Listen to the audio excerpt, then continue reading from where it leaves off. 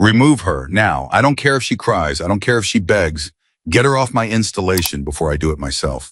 General Marcus Holloway slammed her entire service file off his desk with one sweep of his arm. Papers exploded across the floor. He turned to the room full of officers, his face dark red, his voice cracking at the edges. A woman, 6 years in, touching a Barrett 50 that men twice her experience aren't authorized to breathe near. He jabbed his finger toward the door. She is nobody. She is nothing. Not one officer moved. Not one spoke. Because not one of them knew what Holloway didn't know, that the woman he had just called nothing had already done something that the United States Army buried in a classified file and prayed nobody would ever ask about. Before we go any further, if this story moves you, subscribe to our channel and follow along until the very end. Drop a comment telling us what city you're watching from. I want to see just how far this story travels. The morning Avery Callahan walked through the gates of Redstone Valley Military Installation. The sky was the kind of gray that makes everything feel heavier than it actually is. Not that she noticed. She hadn't slept on the transport flight, not because she was nervous, but because she never slept on flights. It was one of those small facts about herself that she had stopped trying to explain to people years ago. She wore her uniform the way she wore everything clean, pressed, nothing out of place, nothing that asked for attention. Her duffel bag was slung over one shoulder. Her orders were folded in the left breast pocket of her jacket. She had been to 4 different installations in the last 3 years, and every single one of them had started the same way: the gate, the check-in, the blank look from the duty officer who didn't recognize her name, and then the long walk to wherever she was assigned to sleep. Redstone Valley was bigger than her last post, louder too. She could hear weapons training from the far ranges, even before she cleared the security checkpoint. The sound of distant rifle fire was to Avery about as alarming as the sound of a lawnmower. It was just background noise. It was just the world doing what it did.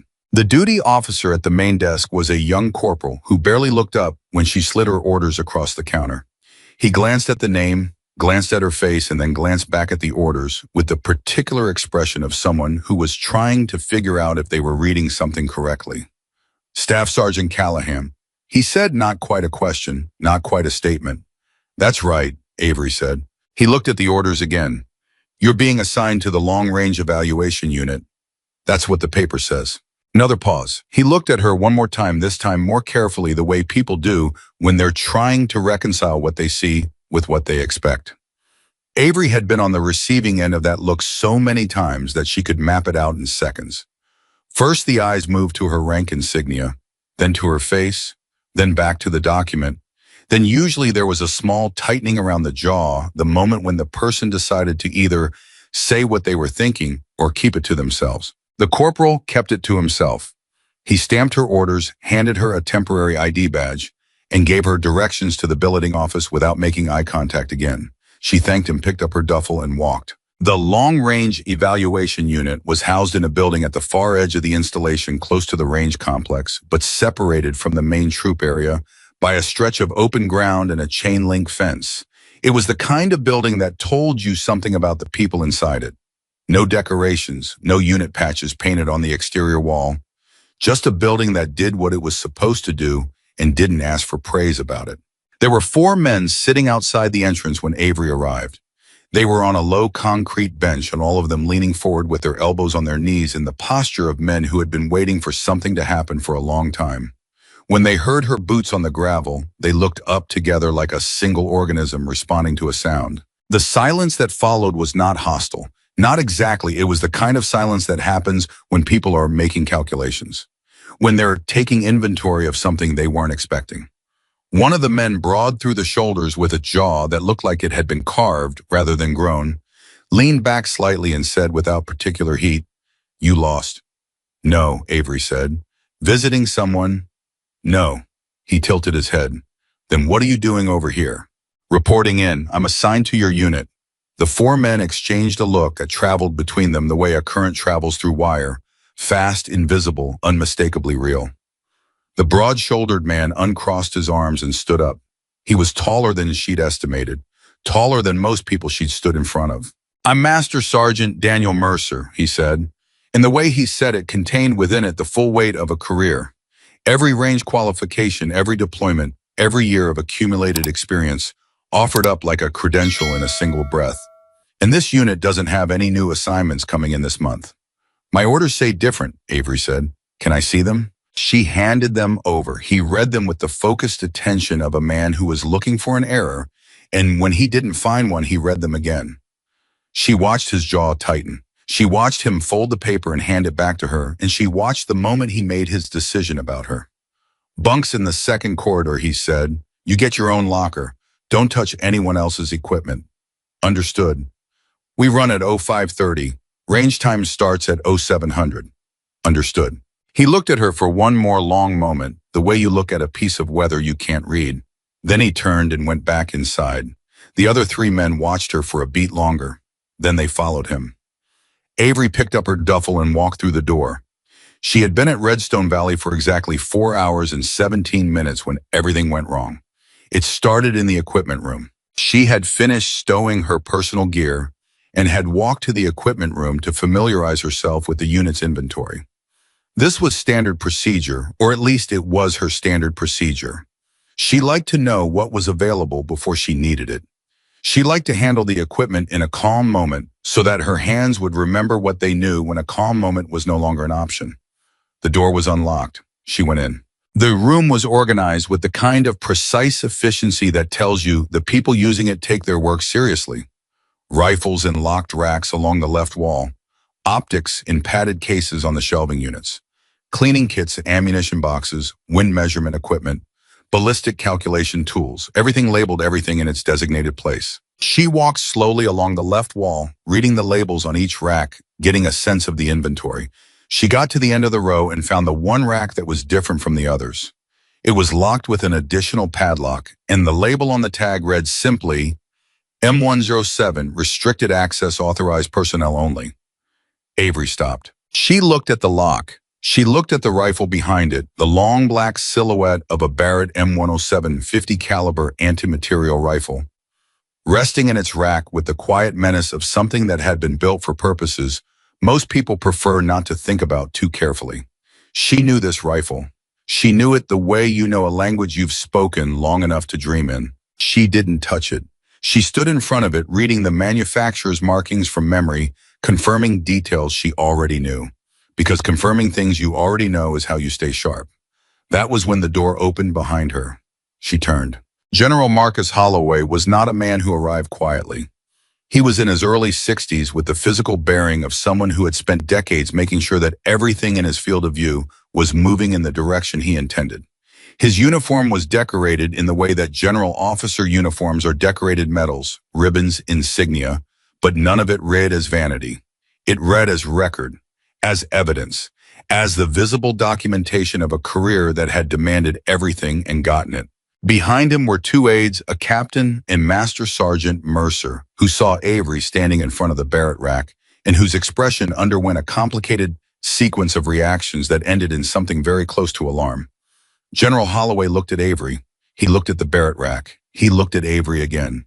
The temperature in the room dropped. "Who are you?" he said, and it was not a question in the sense that he was uncertain.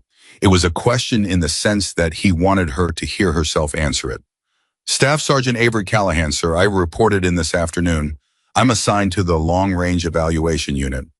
"Why are you in this room?" "Familiarizing myself with unit inventory, sir. Standard procedure." "Standard procedure." He said the two words the way you repeat something back to a person when you want them to hear how it sounds from the outside. "You are standing in front of a restricted access weapons rack." "I'm aware of that, sir." "Did you touch this weapon?" "No, sir." "Did you attempt to access the lock?" "No, sir." He stared at her. She met his eyes and held them not defiantly, not aggressively, but with the particular steadiness of someone who knows exactly what they did and didn't do and has nothing to fear from the question. "Mercer," he said without turning his head. "Sir?" "Did you authorize this soldier's access to this room?" "No, sir. The door was unlocked when she arrived. That's on my end. I take responsibility for that." The general's eyes didn't move from Avery's face. "You're assigned to long-range evaluation." "Yes, sir." "How long have you been in the Army?" 6 years, sir." Something shifted in his expression. Not softening exactly, more like recalculation. 6 years. "Yes, sir." He looked at the Barrett rack one more time, then back at her. You want to tell me what you know about that rifle? And this was the moment. Because there were two ways to answer that question. There was the safe way, the small way, the way that a person answers when they're trying not to draw attention to themselves. And there was the truthful way. Avery Callahan had never been good at the safe, small way. Barrett M107, sir, she said. Semi-automatic anti-material rifle, chambered in .50 BMG. Effective range varies by atmospheric conditions, but the system has been documented at beyond 1,500 meters in combat application. With the right setup, the right conditions, and the right operator, that range number becomes somewhat negotiable. The room was very, very quiet. General Holloway's expression did not change, but something in the air around him changed. She could feel it the way you feel a pressure shift. Somewhat negotiable, he repeated. Yes, sir. He was quiet for a long moment. Then he said, Mercer, I want a full report on this soldier's background and qualifications on my desk by 2000 hours. Sir, Mercer said. The general looked at Avery one final time. Don't touch anything in this room that you don't have written authorization to touch. Are we clear? Crystal clear, sir. He turned and walked out. His aides followed. The captain followed. Mercer stayed behind for a moment. He looked at Avery with an expression she couldn't entirely read, somewhere between resentment and something else. Something quieter and harder to name. You got a gift for making things complicated, he said. I didn't touch the rifle, she said. I know that. Then I don't think I complicated anything. He shook his head slowly, the way a man shakes his head when he's decided that arguing is too much effort. Then he walked out too, and Avery was alone in the equipment room with the Barrett rifle locked behind its rack and the silence settling in around her like familiar weather. She stood there for a few seconds longer. Then she turned off the lights and went to find her bunk. She did not sleep well, not because she was worried. Worry in the operational sense was something she had trained herself out of years ago. But her mind moved the way it always moved in a new environment, cataloging details, storing information, running through what she knew and what she didn't know and what she needed to find out. She knew that General Holloway was going to look into her file. She also knew what he was going to find when he did. I was going to find a name. He was going to find a rank. He was going to find a service record that started at the beginning, covered 6 years, and then at a certain point hit a wall made not of missing information, but of classified information, the kind that doesn't disappear when you have clearance. It just turns into a locked door with a sign on it that says, you don't have authorization for this. The badge was the part she thought about most. The small metal badge with the number 3200 stamped on it, which she wore only when regulations required her to wear all commendations, and which on the 2 or 3 occasions in her life when someone had asked about it, she had described only as a qualification record. She had never told anyone what it actually meant. The people who knew already knew, and they weren't talking either. She lay on her bunk and stared at the ceiling in the dark and listened to the distant sound of the wind moving through the valley and thought about nothing in particular and everything at once, the way she always did in that particular hour before the thoughts eventually ran out and sleep arrived without announcement. At 05:20, before anyone else was awake, she was already dressed and outside. She ran 5 miles in the cold morning air alone, watching the sky change color in the east. By the time the other members of the unit appeared for the morning formation, she was back, steady-breathed, watching from the side of the building. Mercer saw her and said nothing. The morning went forward. Range time at 0700 was a qualification exercise standard. Long-range shooting evaluation targets at 800, 1000, and 1200 meters. The other members of the unit ran through their sequences with the polished efficiency of experienced shooters. Good groups, consistent fundamentals. These were men who knew what they were doing. When it was Avery's turn, she felt the attention before she saw it. The way bodies shift, the way conversation stops, the way eyes find a single point and stay there. She sat up in the prone position, adjusted her scope, and spent a full minute doing nothing but reading the wind. Wind's shifting, she said to the spotter beside her, a young specialist named Torres who had been assigned to assist her and who had said approximately 14 words to her since they met. Southwest variable, probably gusting to 12. Torres checked his instruments. 13, actually. I'll split the difference. She fired the first string at 800 meters, all 5 rounds in the center circle. She didn't move. She adjusted her scope by a single click, spent another 30 seconds reading, and fired the second string at 1000 meters, All 5 rounds.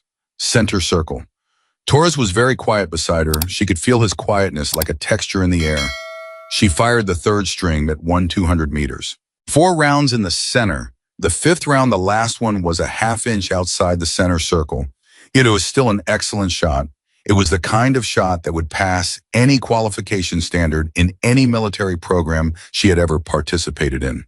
But it wasn't where she had aimed, and she knew exactly why she had released the trigger. A quarter second too early because a dust devil had crossed the range at the exact wrong moment, and she had made the decision to fire anyway, instead of waiting for cleaner conditions. She noted it in her logbook. Torres said, "That was, I know," she said. "I was going to say impressive. I was going to say correctable." He blinked. He looked at his instruments. He looked back at her. "Right," he said with the careful expression of a person adjusting the framework through which they are seeing something. The other shooters had watched the entire sequence. She felt it without looking at them directly. When she stood up and began breaking down her position, the conversation around her was quieter than it had been before, with that particular quality of quiet that happens when people are talking about you in voices they've deliberately lowered. Master Sergeant Mercer walked over to where she was working. I didn't say anything for a moment. He just watched her break down the equipment with the automatic efficiency of someone who has done it 10,000 times. 5 and 5 and 4, he said finally, plus 1 outside. Yes, she said. That's a better first day score than anyone in this unit has posted. She looked up at him. Including me, he said. And the 2 words carried something in them, not resentment anymore, or not only resentment, but something more complicated and somehow more honest. The last shot was correctable, she said again. He stared at her. You're not going to accept that as a compliment, are you? I'm going to accept it as an accurate score report, she said. Which it is. Something moved across Mercer's face. It wasn't quite a smile. It was closer to the expression of a man who has just realized he's been given a problem he doesn't have a category for. He walked away without another word. She finished breaking down her equipment, noted the scores in her logbook alongside the weather conditions and her own performance assessment, and went back to the unit building. She was sitting at the table in the common area reviewing her data when the door opened and a man she hadn't met yet walked in. He was in his mid-30s, lean with the kind of quiet alertness in his face that she recognized from a specific type of person, not adrenaline seekers, not show-offs, but people who paid very careful attention to the world because they understood that the details mattered. He was wearing a captain's insignia. Captain Ethan Wallace, he said, extending his hand. I run the evaluation program. I heard you came in yesterday. Avery Callahan, she said, shaking his hand. He sat down across from her without asking for permission, which she noted not negatively but simply as data. It was the move of someone comfortable in an environment, not someone imposing themselves on it. I also heard about the equipment room, he said. I figured you would. General Holloway is not a patient man with protocol questions. I noticed. He's also not a stupid man, Wallace said, which means he's going to start pulling on your record, and he's going to find out quickly that pulling on your record is like pulling on a thread that goes nowhere. She looked at him steadily. Is that a problem? For him or for you? For the unit, she said. He considered that. Possibly. What's on the other side of the classified wall? Callahan, you don't have to tell me, but I'd rather know who I'm working with. The common area was quiet. The afternoon light came through the narrow windows at an angle that told her it was getting toward late in the day. She could hear distantly the sound of a vehicle on the gravel outside. She thought about what to say and what not to say. There's a mission on the other side, she said finally. A shot. One shot a long time ago under conditions I'm not going to describe because the mission itself is still classified. What isn't classified is the result.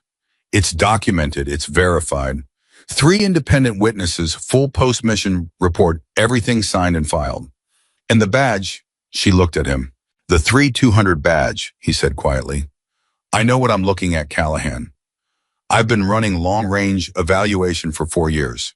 I've seen every qualification badge in the system. I've never seen that one before. She was quiet for a moment. Then you probably understand, she said, why I'm not going to talk about it in a common area. He held her gaze for a long moment, and then he nodded slowly with the kind of respect that comes not from liking someone, but from recognizing something in them. Fair enough, he said. He stood up. Welcome to Redstone Valley, Callahan. Try not to start any more fires for a day or two. I didn't start any fires, she said.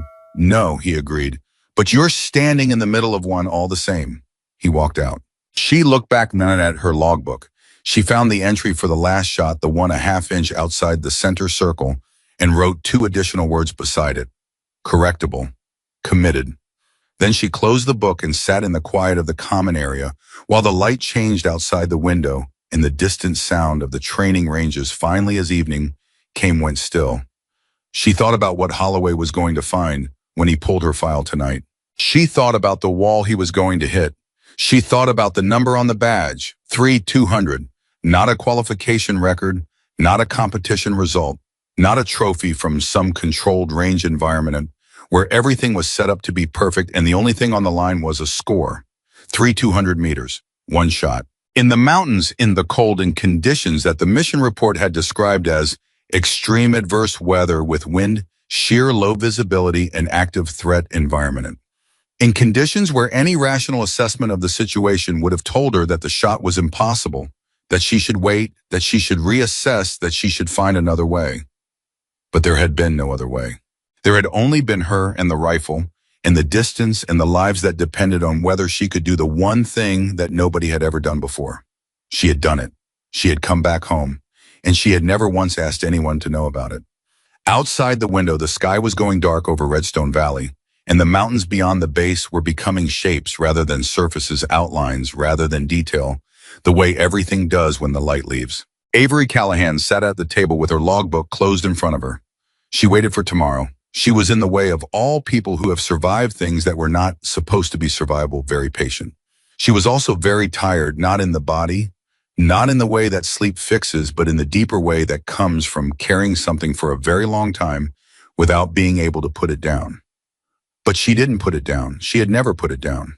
That was the only reason she was still here. And somewhere on the other side of the installation in an office with sealed windows and a lamp burning, late into the evening, General Marcus Holloway was sitting at his desk reading through what little he could find of her file and hitting one classified door after another, the wall that her record had built around itself over the years. I was a careful man, a thorough man, a man who had built his career on never going into a situation without understanding what he was dealing with. He hit the first classified restriction. He went around it through channels. He hit the second. He picked up his phone, called a contact at a level above his own clearance, and waited. The contact called back 20 minutes later and said simply, "I can't help you with that one, Marcus." And in the long silence that followed, General Marcus Holloway, for the first time in a very long time, found himself in the unfamiliar position of not knowing what he was looking at. The only thing in her file that wasn't blocked was the badge entry, 3200. He stared at it. He had been in the Army for 38 years. He had never seen that number before either. He set the file down. He turned off the lamp. He sat in the dark for a while, thinking about the young staff sergeant with the steady eyes who had stood in front of a restricted weapons rack in his evaluation unit and answered every single one of his questions without flinching once. He thought about the way she'd said the range number becomes somewhat negotiable. He thought about the number on the badge. He turned the lamp back on. He reached for his phone again. There was one more call he could make, one more level he could try. He made it.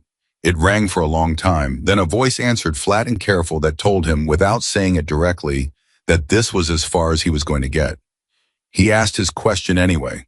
The answer he received was exactly 4 words long. He wrote them down on the notepad in front of him. Read them again. Set the pen down. I didn't sleep much that night either. The 4 words General Holloway had written on his notepad the night before were still sitting there when he walked into his office at 0600 the next morning. He hadn't torn the page out. He hadn't crumpled it up or thrown it away. He had left it exactly where it was, in the center of his desk under the lamp, because some part of him had needed to look at it again in daylight to confirm that he had written what he thought he had written. He sat down. He looked at the notepad. The 4 words looked back at him. He picked up his coffee, drank half of it, standing up, set the mug down, and made his decision. He picked up his phone and called Captain Ethan Wallace. Wallace answered on the second ring, which told Holloway that the captain had already been awake, which told him something else on top of that, something about the kind of man Wallace was, and how seriously he was already taking the situation. "Sir," Wallace said, "was my office, 20 minutes. On my way." Holloway hung up. He looked at the notepad one more time, then he turned it face down on the desk and waited. Wallace arrived in 18 minutes, which was 2 minutes ahead of schedule, which Holloway noted without comment. He gestured to the chair across from his desk, and Wallace sat down straight-backed with the alert stillness of a man who understood that this was not a casual meeting. "Tell me what you know about Callahan," Holloway said. No preamble, no warm-up. He didn't have a patience for either this morning. Wallace was quiet for a moment, not hesitating, thinking. There was a difference, and Holloway had been reading men long enough to know which one it was. "I know she scored higher on yesterday's range evaluation than any first-day qualifier in this unit's history," Wallace said. "I know her technique is unusual. Her fundamentals are textbook, but the way she reads conditions, wind pressure, light, it's not something you teach. It's something that either develops over a long time or it doesn't develop at all." "What else?" "I know her file hits a wall at a certain point. A hard wall. I tried pulling it myself last month when the assignment came through, got stopped at the 3rd level." Holloway's eyes sharpened. "You knew she was coming a month ago." "The assignment was processed through my office, sir. I signed off on the transfer." "And you didn't flag it?" "I flagged the classified restrictions to my superior. I was told the assignment was fully authorized and to proceed." The silence in the room had weight to it. Holloway leaned back in his chair, and for a moment he said nothing, and the only sound was the distant pulse of the installation waking up outside the window. "The badge," Holloway said finally. "The 3200 badge. You've seen it." "Yes, sir." "What do you make of it?" Wallace chose his words carefully, the way a man chooses his footing on uncertain ground. "In 4 years of running this program, I have evaluated shooters from every branch of the military. I've worked with some of the most gifted long-range operators this country has produced. The furthest verified shot in this unit's recorded history is 2,300 meters. The furthest I personally witnessed under controlled conditions is 2,150. He paused. 200 meters is not a number that exists in any qualification framework I've ever worked with. "Because it's impossible," Holloway said. Wallace looked at him directly. "That's what I would have said yesterday morning." The implication hung in the air between them, solid and unignorable. Holloway stood up. He walked to the window. He stood there with his back to Wallace for a moment, and then he said without turning around, "I made 4 phone calls last night. The first 3 hit walls. The 4th one, the last one, went through to a level I've only accessed twice in my career. The man on the other end gave me 4 words." Wallace waited. Holloway turned around. "She earned it," he said. "That's what he told me. 4 words. She earned it." And then he told me that was all he could say, and he ended the call. The room was completely still. Wallace sat with that for a moment. Then he said quietly, "What do you want to do, sir?" Holloway sat back down. He picked up the notepad. He looked at the 4 words one more time, then set it back down and looked at Wallace instead. "I want a full evaluation, not a standard qualification run. A full performance evaluation, every system we have, every distance, we can set up full documentation. I want to know exactly what we're dealing with. She may not agree to it. She doesn't have to agree to it. She's assigned to this unit. It's within the scope of normal evaluation protocol." "Yes, sir, but if we do this publicly, if we set it up the way you're describing, and she performs the way I think she might perform," Wallace stopped himself. "Say it," Holloway said. "Then we are going to have a problem, sir. Not with her, with everyone else." Holloway understood exactly what he meant. A young female staff sergeant, 6 years in the Army, classified record. Mysterious badge showing up to an elite long-range evaluation unit and outperforming men who had dedicated their entire careers to this exact skill set. The performance itself wasn't the problem. The performance would be the evidence. The problem was everything that would happen between the evidence and the moment people decided to accept it. "Set it up anyway," Holloway said. "When end of the week, I want 3 days of standard evaluation first. Let her run through the full protocol. Let the unit see her work." And Mercer, Holloway picked up his coffee again. "What about him? He's already made his position clear to the rest of the unit. He's senior, he's respected, and he has made it known quietly but effectively that he believes this assignment is political, that someone with connections pulled a string to get her here." And you think that's going to be a problem. I think Mercer is a good soldier and a good man who has spent 20 years building a certain understanding of what excellence looks like and what it takes to get there. And I think encountering something that doesn't fit that understanding is going to be very uncomfortable for him before it gets better. Holloway nodded slowly. Let it play out, he said. Don't intervene. I want authentic reactions, not managed ones. If she's what the record suggests she is, the work will handle Mercer better than anything either of us could say to him. Wallace stood up. He picked up his cap. Then he paused at the door. Sir, do you think she knows we're going to run a full evaluation? Holloway thought about the woman who had stood in front of him in the equipment room yesterday. The steadiness of her eyes, the complete absence of defensiveness in her posture. The way she had said the range number becomes somewhat negotiable. Yes, he said. I think she's known since the moment she walked through the gate. Wallace nodded once. Then he left. Holloway sat alone in his office with the notepad in front of him and the 4 words written in his own handwriting staring up at him. She earned it. He thought about that for a long time. By 07:30, Avery was back on the range. She hadn't been told anything about an evaluation. She hadn't been briefed on any change in schedule. She had simply shown up at range time the same as she had the morning before and taken her assigned position and begun her work. Torres was beside her again. He had said 12 words to her since they'd been paired together, which was 12 more than 0, which she considered a reasonable starting point. The morning's exercise was a wind reading drill. No shooting, just observation and calculation. Each shooter was given a set of target markers at varying distances and asked to estimate wind speed direction and the ballistic adjustment required to compensate. The results were logged and compared against instrument measurements. It was, in theory, a simple exercise.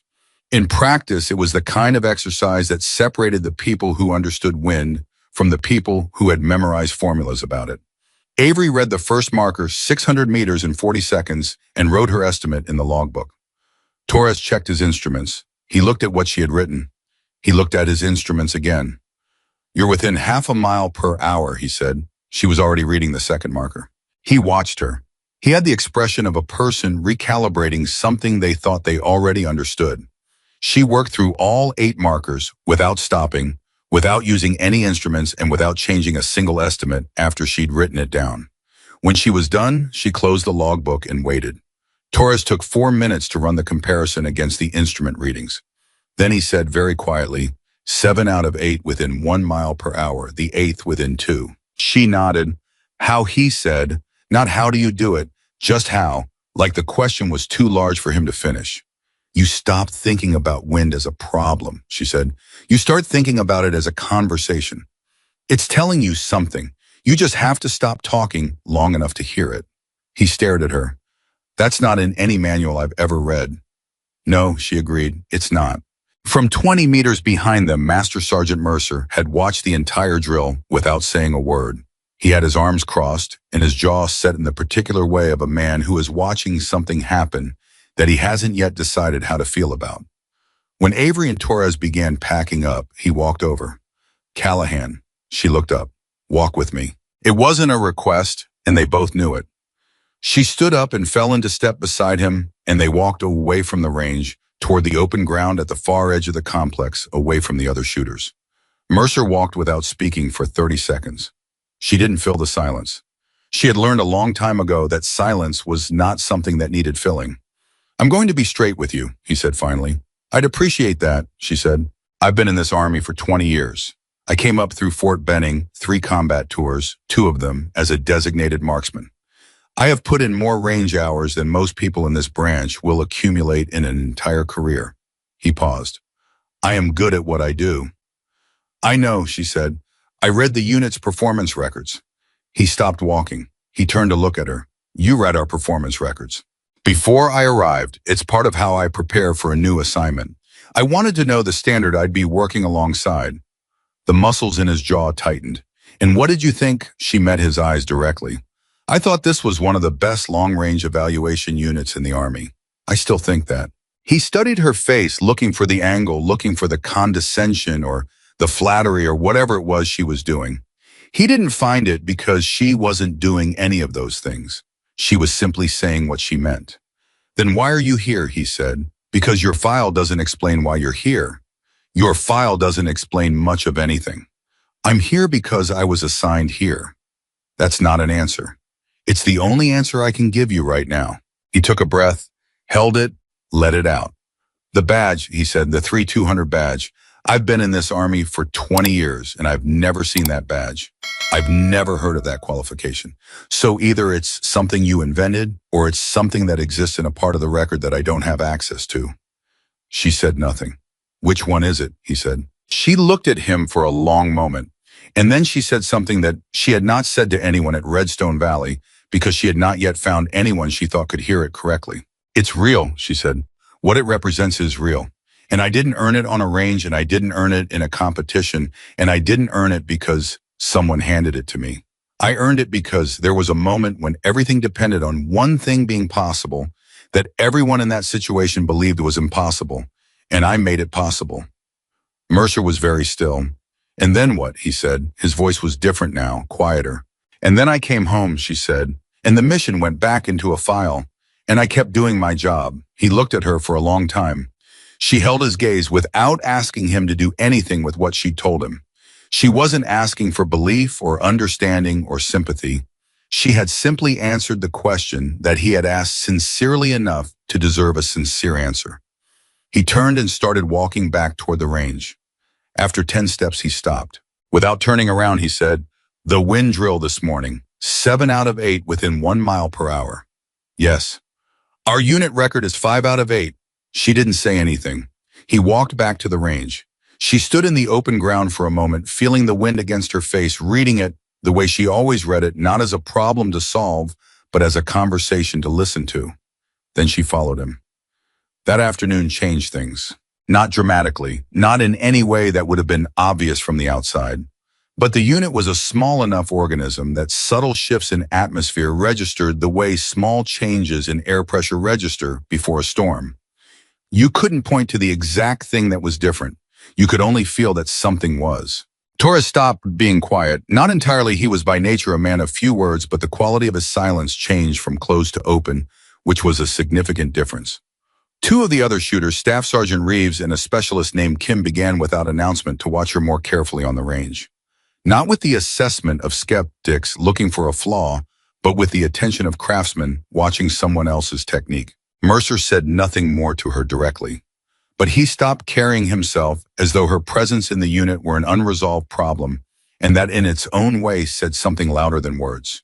The only person whose position had not shifted at all was the one person whose position mattered most. She found out exactly how much it mattered on Thursday morning, 48 hours after the wind drill. She was in the common area at 0550 earlier than usual, running through her logbook data from the previous 2 days when she heard voices in the corridor outside.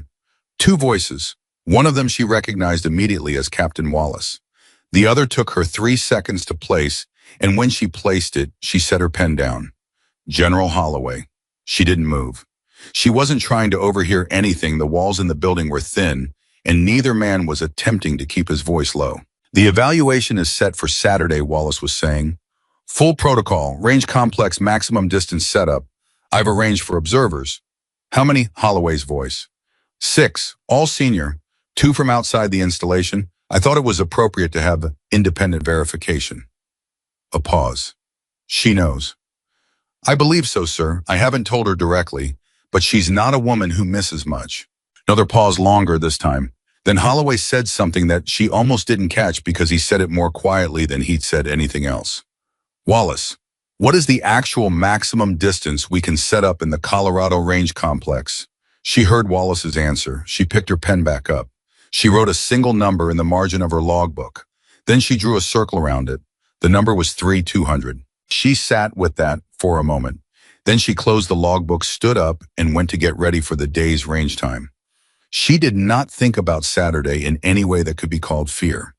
She thought about it the way she thought about all things that were coming and couldn't be stopped and had to be faced with the clear-eyed assessment of someone who has already been in the worst possible version of a situation and survived it. She had made a 200-meter shot once before. She had made it in wind conditions that would have grounded a helicopter. She had made it under circumstances that she was not going to describe to anyone in this building, because the circumstances were classified and would remain classified, and describing them would have required her to talk about things she preferred to keep locked in the part of herself that only opened in the dark. She had made it and she had come home. Saturday would be easier. Saturday, nobody's life was on the line. Saturday was just a shot. Friday came and went in a state of low-level tension that everyone in the unit felt and nobody acknowledged directly. It was the particular tension of people who know something significant is about to happen and are responding to it in the ways their personalities dictate. Reeves cleaned his rifle 3 times. Kim became extremely focused on his logbook data.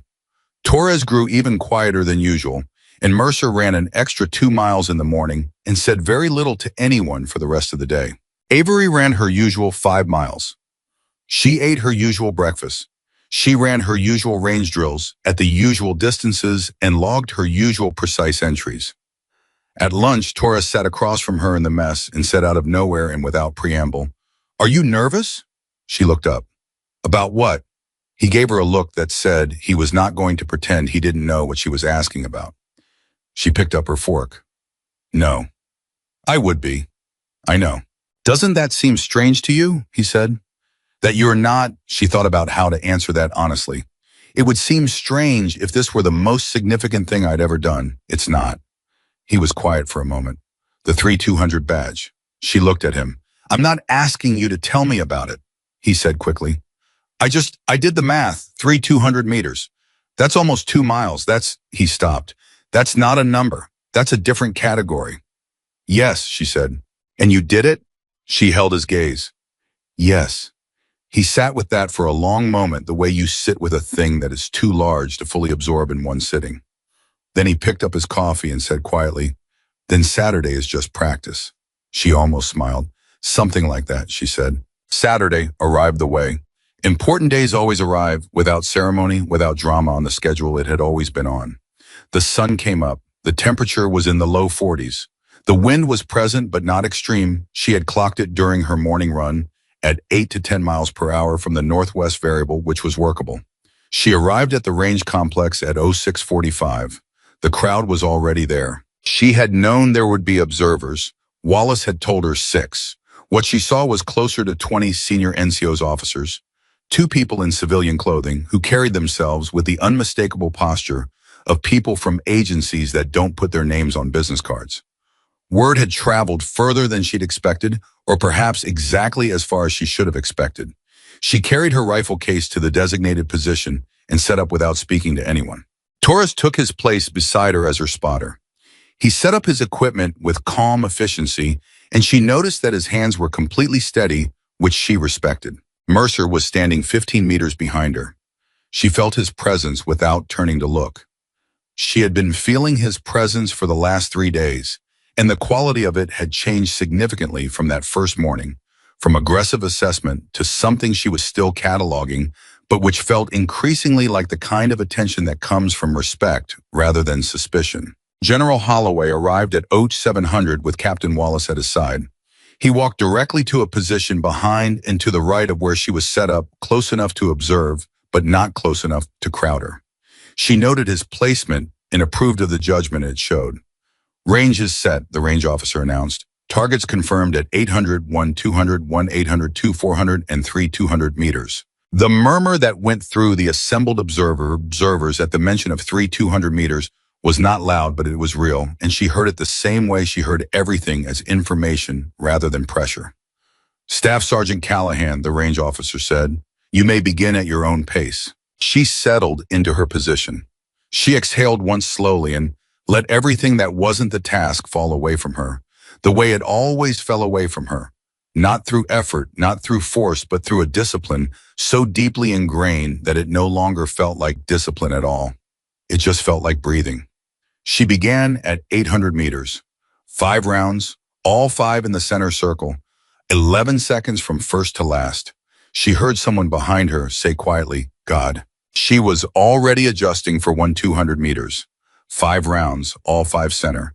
She corrected between rounds 3 and 4 for a gust that came through from the left, and the correction was so small and so automatic that only Torres watching through the spotting scope would have seen it. Wind shift, he confirmed quietly. You adjusted. By 3 minutes, she said, mark it. 1,800 meters. The distance where most shooters in a standard evaluation program begin to see meaningful variance. The distance where the difference between understanding wind and having memorized formulas about it becomes very clear very quickly. She put 4 rounds in the center circle and 1 in the inner ring 3 inches off center. She heard Mercer's sharp intake of breath from behind her. She noted the deviation in her logbook without commentary and moved on. 400 meters. This was beyond the documented range of most of the observers' experience. She knew this because she had read the unit's performance records before she arrived, and she knew that their unit record at this distance was held by Mercer himself, 3 out of 5 in the center circle, 2 in the inner ring from 2 years ago under ideal conditions. She put all 5 in the center circle. The silence behind her was the loudest thing she'd heard all morning. She set her pen down. She closed her eyes for exactly 10 seconds. She opened them again. She looked downrange, 200 meters. The target was invisible to the naked eye. Torres had it on the spotting scope, but even through high magnification, it was a small thing. A steel plate on a frame at a distance that the human mind instinctively categorizes as beyond meaningful engagement. Wind is holding northwest at 9, Torres said quietly. Variable, gusting to 11. I know, she said. Density altitude is, I have it, she said, not sharply, just precisely. He stopped talking. She adjusted her scope. She went through every calculation that needed to be gone through, not quickly, not slowly, but at exactly the pace required by the accuracy of the result she needed. She took her time because the target required her to take her time, not because she was nervous. She was not nervous. She had done this before. She settled her breathing. She found the natural pause between exhales. She put her eye to the scope and found the target in the distance, a small dark shape against the mountain beyond it, and she held it in the crosshairs with the patient steadiness of someone who understood that the shot wasn't about the moment of firing. The shot was about everything that had happened for the moment of firing. The wind touched her face from the left.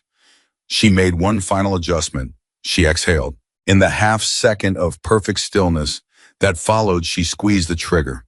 The Barrett 50 fired with the distinctive authority of a weapon that has never been mistaken for anything else.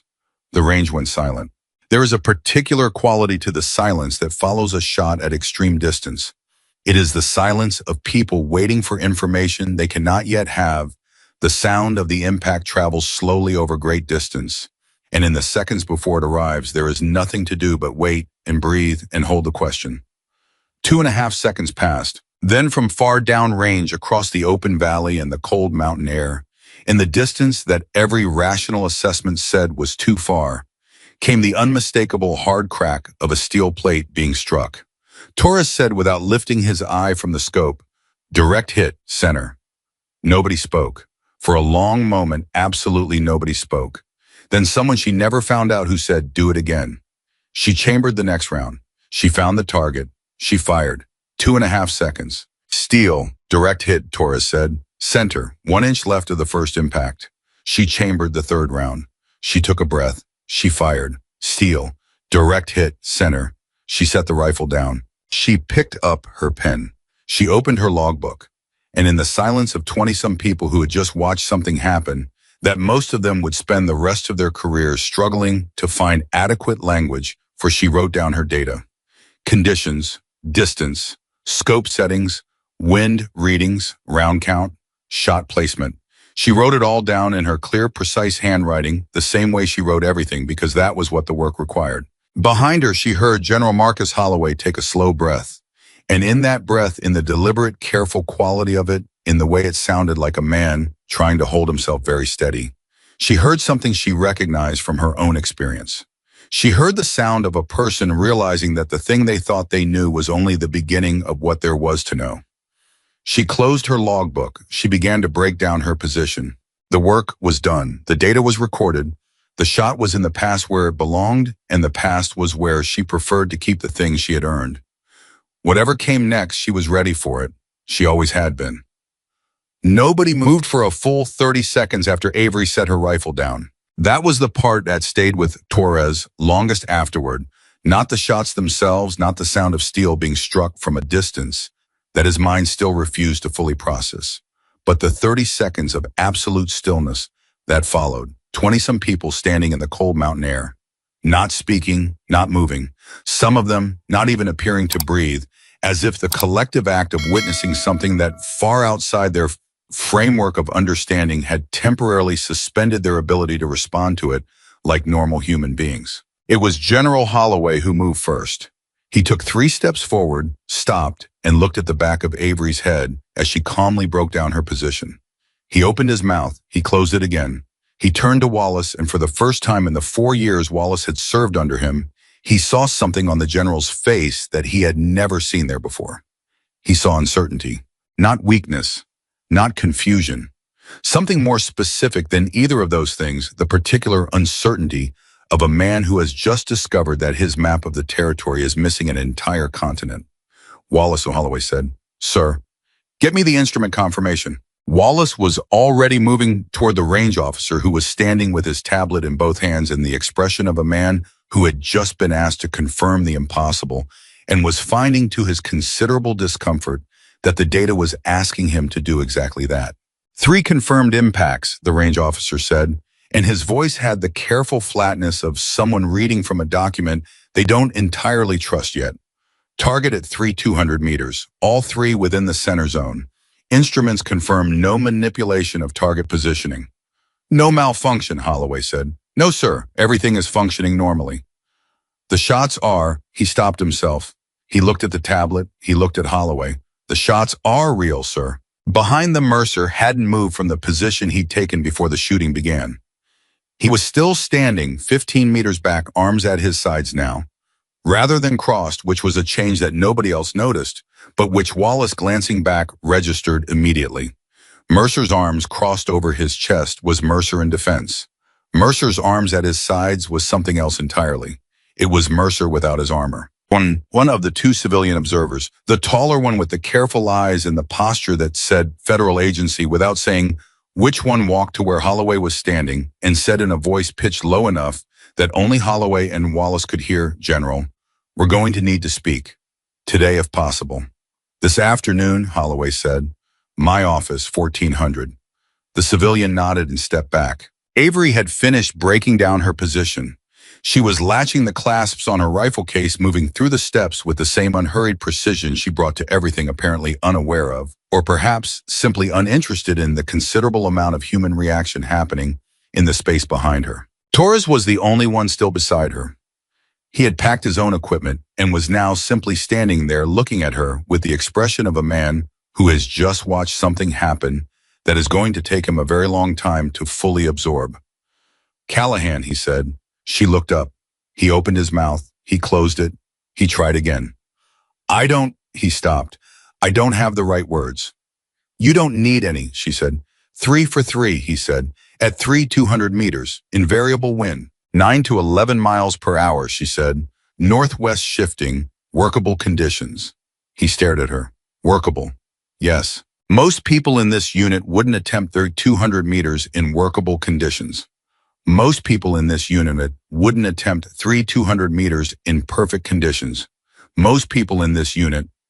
He stopped himself. He looked down at the ground for a moment, then back up at her. "I've been in this program for 2 years, and I thought I understood what the top of this thing looked like. I was wrong." She picked up her rifle case. "You're a good spotter, Torres. Your wind readings were accurate, and your timing was clean." He blinked. "I thank you." "That's not a small thing," she said. "At that distance, a bad spotter is the difference between a hit and a miss. You did your job." She walked past him toward the range exit. He watched her go with the expression of a person who has just been given something they didn't expect and isn't yet sure what to do with it. She was halfway across the open ground when Mercer fell into step beside her. She didn't look at him. She kept walking. He matched her pace without speaking for 20 steps, which she let him do, because she understood by now that Mercer was a man who needed to arrive at things on his own schedule. "I owe you an apology," he said finally. She kept walking. "You don't." "I do." His voice was flat and deliberate, the voice of a man who has made a decision and is executing it. The first morning you were here, I was out of line, not just professionally, personally. I made a judgment about you before I had any basis for it, and I acted on that judgment in a way that was," he paused, searching for the word, "disrespectful." She stopped walking. He stopped beside her. She turned to look at him, and what she found in his face was something she hadn't expected to find there, not the stiff formality of an obligatory apology, but genuine discomfort. The real thing. The kind of discomfort that comes from a man who takes his own standards seriously and has just been forced to acknowledge that he fell short of them. "Mercer," she said, "you saw someone you didn't expect in a place you'd built. That's a human reaction. I don't need an apology for a human reaction." "You deserve one anyway," he said. She looked at him for a moment. Then she said, "Accepted, but I want something in exchange." He blinked. "What?" "Stop deciding what I am before you see what I do. That's it. That's all I want."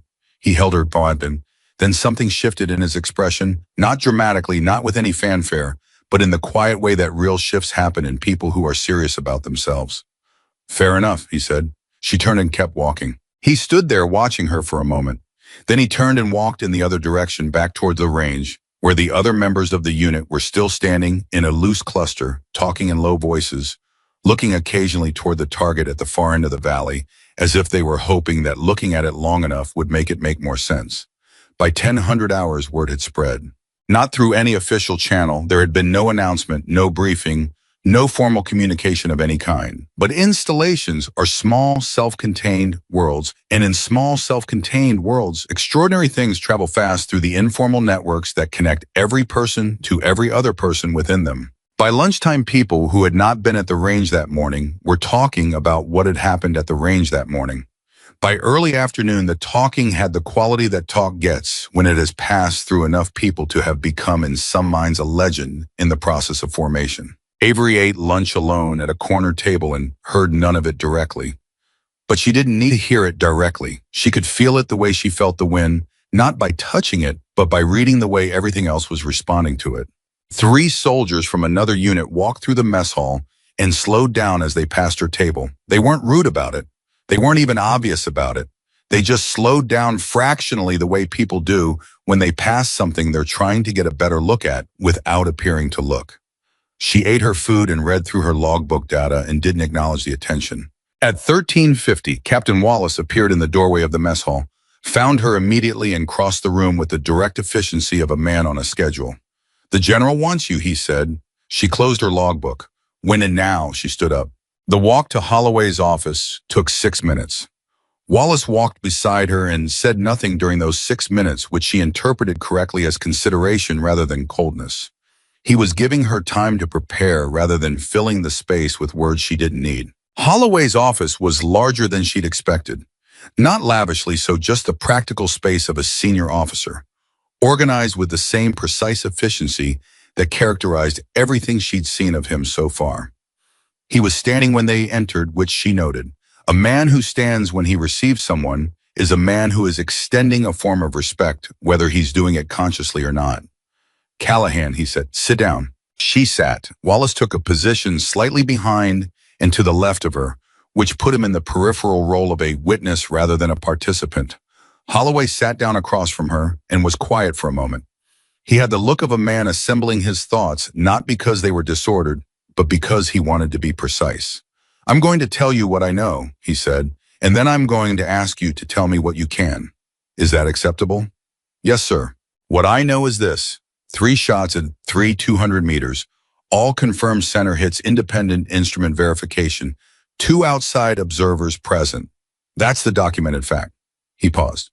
"What I also know is that the badge you're wearing is not a qualification badge from any program I have ever encountered in 38 years of military service. I know that your file is classified at a level that I cannot access, and that the one person I could reach who has that access told me 4 words and nothing else." He folded his hands on the desk. "She earned it." The room was very quiet. "So here is my question, Callahan, not as an order. As a person who just watched you do something I'm going to spend the rest of my career thinking about." He held her gaze. "What happened?" She was quiet for a long moment. She looked at the desk and then at the wall behind him and then at him directly. She was making a calculation, not about trust exactly, but about what the moment required, about what kind of story she was standing inside of right now and what it needed from her. I can tell you some of it, she said. The mission itself is still classified and I can't speak to the operational details. But the shot, the circumstances around the shot, those I can describe in general terms. That's enough, he said. She took a breath. I was 19 years old, and she said, I had been in the Army for 14 months. I was on a classified assignment in a mountain environment. I can't tell you where, and I can't tell you what the mission was. What I can tell you is that we were in a situation where the only available option for protecting the people I was with required engaging a target at a distance that everyone on the ground agreed was beyond any reasonable operational parameter. Holloway didn't move. Wallace behind her was absolutely still. Everyone agreed, she continued, except me, not because I was reckless, not because I didn't understand the math. I understood the math perfectly. I understood that at that distance, with the conditions we were dealing with, wind shear, low visibility, temperature drop, the probability of a first-round hit was by any conventional calculation close to zero. But you took the shot, Holloway said. I took the shot, she said, because the alternative was not an option I was willing to accept. The silence that followed was the kind that has mass to it, the kind you can feel pressing against the inside of a room. First round, Holloway said. She had been waiting for it. 7, she said. 7 people came home because of that shot. The number landed in the room like a stone dropped into still water. She watched the ripples of it move across Holloway's face, across the discipline and the control, and the decades of practiced command composure, and she saw something break through all of that and be briefly completely visible. She had expected him to be impressed. She had not expected him to be moved. But Marcus Holloway was 62 years old, and he had sent people into situations from which they did not return, and the weight of those decisions had never fully left him. And when he heard the number 7 spoken by a woman who had been 19 years old and had carried a rifle up a mountain and done the impossible thing so that 7 people could come home, the weight of it hit him somewhere beneath the command and the authority and the rank. I didn't show it for more than a second. He was too disciplined for that. But she saw it. The badge, he said, and his voice was steady again. The unit's designation for the mission, she said. The 3200 was the confirmed distance from the post-mission survey. The badge was authorized by 2 levels above my commanding officer. I didn't ask for it. It was presented to me as a record of operational achievement. And you've never told anyone what it means. The people who needed to know already knew, she said. The people who didn't need to know, I didn't see the point. He looked at her for a long, searching moment. Then he said quietly, you were 19. Yes, sir. 14 months in. Yes, sir. He shook his head slowly. Not in disbelief, she could see that he was past disbelief, now had moved through it and come out the other side. He shook it in the way of a man absorbing the full human dimension of something that he had previously understood only in operational terms. Is there anything you need from me? He said. Anything this installation can provide that would support your assignment here? She almost smiled. Range time, she said. Consistent range time, proper equipment, access, and a spotter I can work with on a regular basis. Torres, Wallace said from behind her. She turned slightly. Yes, Torres. Wallace caught Holloway's eye. A silent agreement passed between them. Done, Holloway said. What else? That's all, sir. He studied her. That's all. Yes, sir, that's all. I was quiet for a moment. Then he said something that she hadn't expected, and the unexpectedness of it caught her in a way that very few things ever caught her anymore. I owe you an apology, he said. The first morning the equipment room, I came in with a conclusion already formed, and I imposed it on a situation I hadn't taken the time to understand. That's not the kind of officer I was trained to be, and it's not the kind of officer I intend to be. He held her gaze. I'm sorry, Callahan. She held his gaze for a long, steady moment. Accepted, sir, she said. And then because it was true, and because she thought he could hear the truth without it diminishing him. For what it's worth, the fact that you're saying it matters more than the fact that it happened. He nodded. Once, precisely. The nod of a man who has received something he recognizes as significant and is honoring it without making a ceremony of it. She stood up. Sir. Dismissed Callahan, and he paused. Good shooting this morning. She looked at him. It was workable conditions. Something that might on another man have been the beginning of a smile moved across Holloway's face. "Get out of my office," he said. She did. The civilian meeting happened at 1400 exactly as scheduled. Avery was not in the room for it, but Torres was because the taller civilian had asked specifically for the spotter who had been present during the morning evaluation to provide a first-hand account of the conditions. Torres came out of that meeting 40 minutes later, looking like a man who had been asked to confirm things he was only barely comfortable confirming and had done it anyway because it was the truth. He found Avery in the common area sitting at the table with her logbook, and he sat down across from her without being asked. "They wanted every detail," he said. "Wind speed readings, my scope confirmation timestamps for each shot. They recorded everything." "I know," she said. "Do you know who they are?" "I have a reasonable idea." He looked at her. "Are you bothered by any of this?" She set her pen down. "By which part?" "By all of it. By the fact that it's been 1 week and you've already become," he searched for the word, "an event. A thing that people are talking about and documenting and recording and building files around. Doesn't that bother you?" She thought about that honestly because Torres asked honest questions and deserved honest answers. "I've been an event before," she said. "It passes. The work doesn't pass. The work stays exactly what it is, regardless of who's watching or recording or talking. And that's enough for you." She picked her pen back up. "It always has been." He sat with that. Then he said, "The next range session, when do you want to start?" "Tomorrow morning," she said. 0700. "What distance?" She looked up at him. "Start at 800, work up." "How far up?" She looked back at her logbook. "As far as the range allows." He nodded. He stood up. He was almost to the door when she said, without looking up, "Torres." He stopped. "Thank you for this morning," she said. "You held steady in conditions that were unusual. That's not nothing." He was quiet for a moment. "You already thanked me," he said. "I know," she said. "I meant it both times." He left without another word, and she could hear in his footsteps, in the slight difference in their rhythm compared when he'd come in, that something had settled in him, some uncertainty resolved, some question answered in a way that didn't require further discussion. She turned back to her logbook. She was 3 pages into her data review when the door opened and Mercer walked in. He didn't sit down. He stood in the center of the room with his hands loose at his sides, and he looked at her with an expression that contained more complexity than she'd seen in him before. Not hostile, not apologetic, but genuinely uncomfortably open. "Can I ask you something?" he said. "Yes." "When you were out there this morning at 3200, were you thinking about the last time?" She looked up from the logbook. He clarified immediately. "Not the details. I know you can't give me the details. I mean, were you carrying it with you out there, the memory of the first time?" She considered the question with the seriousness it deserved. "No," she said. "When I'm on the rifle, I'm only in the present moment. That's not a technique. That's just what happens. Everything else falls away." He nodded slowly. "That's the part I've never been able to do," he said. 20 years and I've never been able to get all the way into it. There's always something, some part of my mind that's somewhere else." He paused.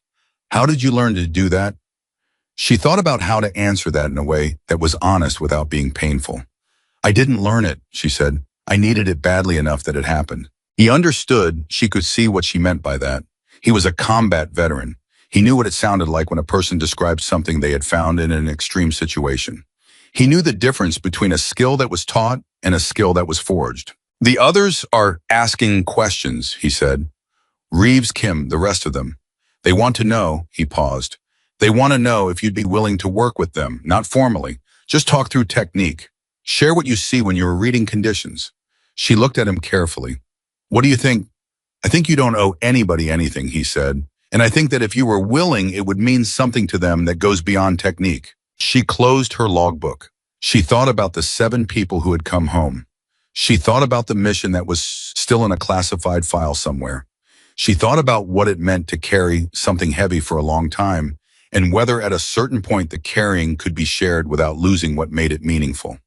"Tomorrow evening," she said. "Offered range time. Tell them to bring their logbooks."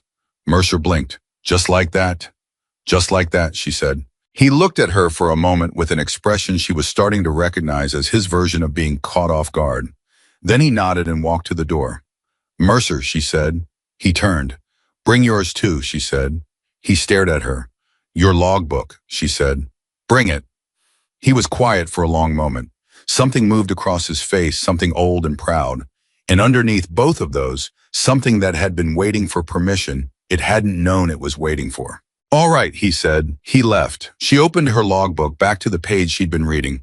She found the entry for the third shot that morning, the one that had hit 1 inch left of the second impact, and she wrote a single note beside it. Wind shift between rounds 2 and 3, half mile per hour, adjust anticipation timing. She turned the page. She kept working. At 1600, she went to the range alone. She didn't bring a rifle.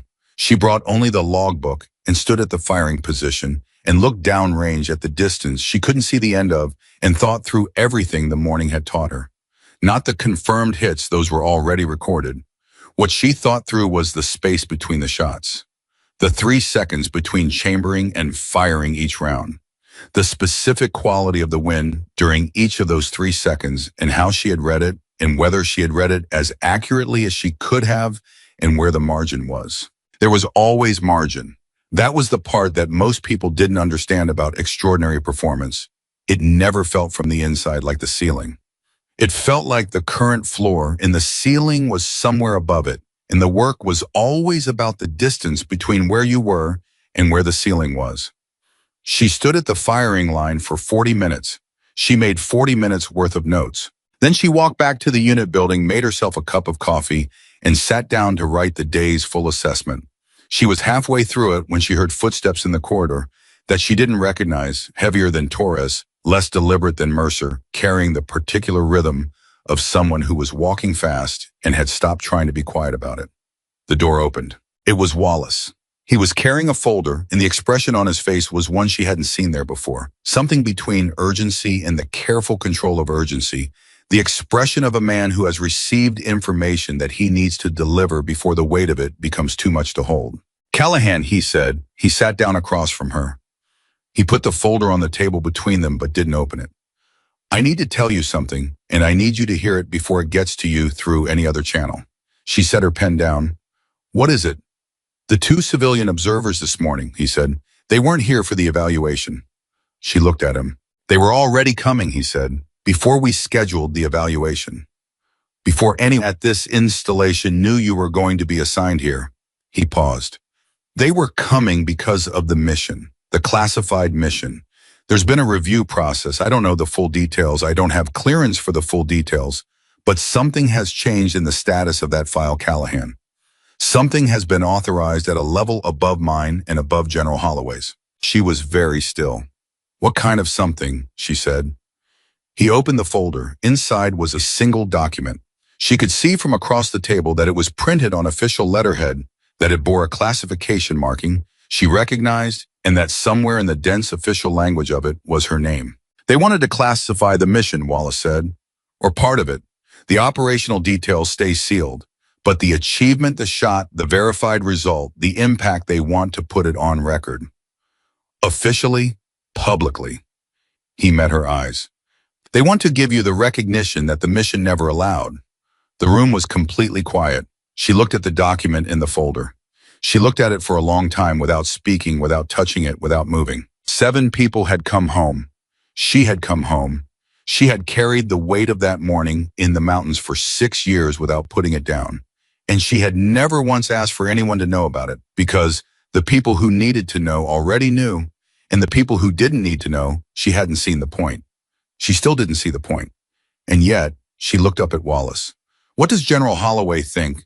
He hasn't seen this yet, Wallace said. I came to you first. She absorbed that, the choice it represented, the respect it contained. What do you think? She said. Wallace was quiet for a moment. Then he said, I think you have been carrying something alone that you didn't have to carry alone. And I think there are 7 people out there and their families who may never know what made the difference for them. And I think you have the right to let that be known if you want it to be. She looked at the document again. She thought about a mountain she couldn't name, in a country she couldn't name on a morning that had started like any other morning and ended like nothing that had ever happened to her before or since. She thought about the cold and the wind and the impossible distance and the moment of absolute stillness between the exhale and the shot. She thought about 19 years old, She reached out and closed the folder. Not yet, she said. Wallace looked at her. Tell them not yet, she said. I need to think about it. He nodded slowly. He picked up the folder. He stood up. He was at the door when she said, Wallace. He turned. Thank you, she said, for coming to me first.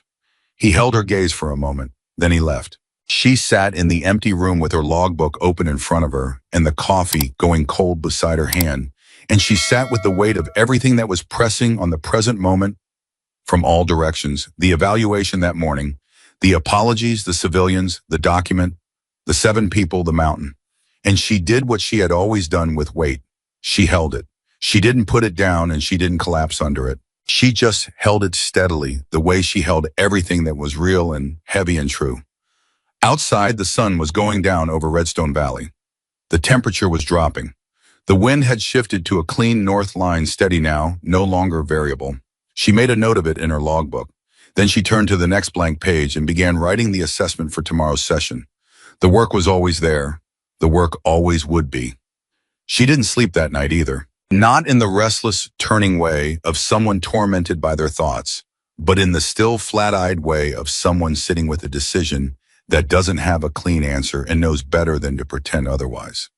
She lay on her bunk in the dark and stared at the ceiling and let the question move through her, the way wind moves through open ground, not blocking it, not chasing it, just letting it go where it went and seeing where it settled.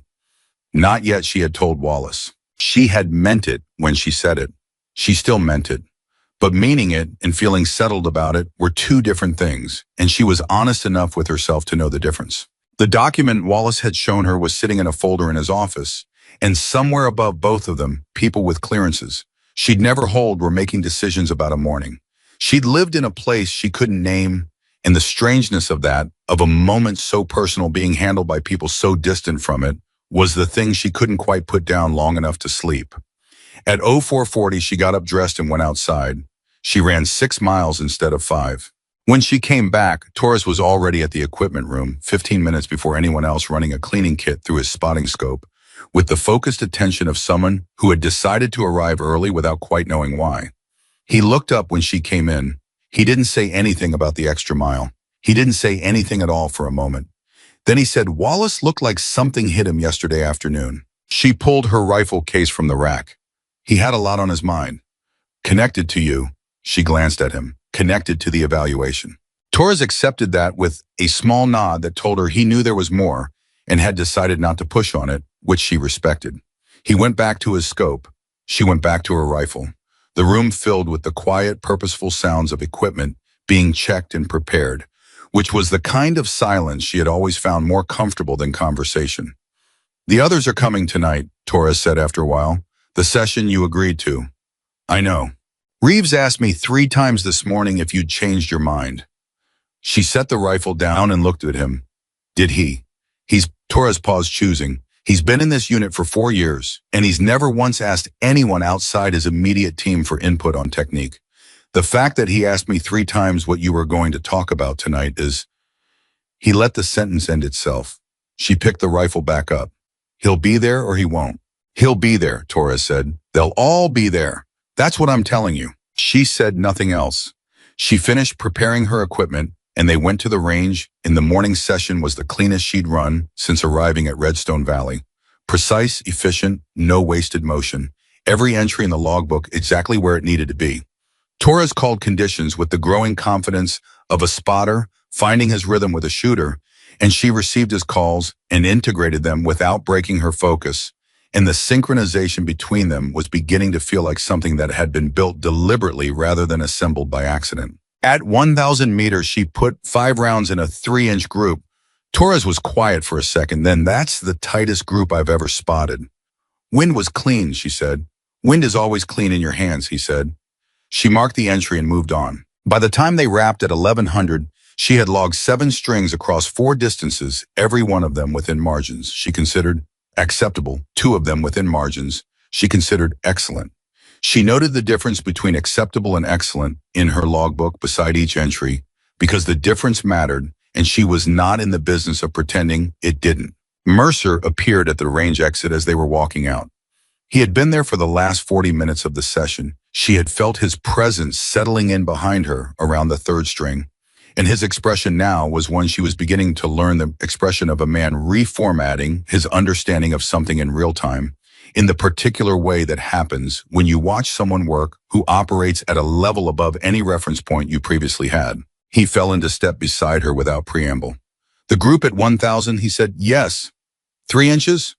Just under. He was quiet for 3 steps. My personal best at 1,000 is 4.5 inches, under ideal conditions. That group was 3 inches in a 9-mile crosswind. She didn't respond to that.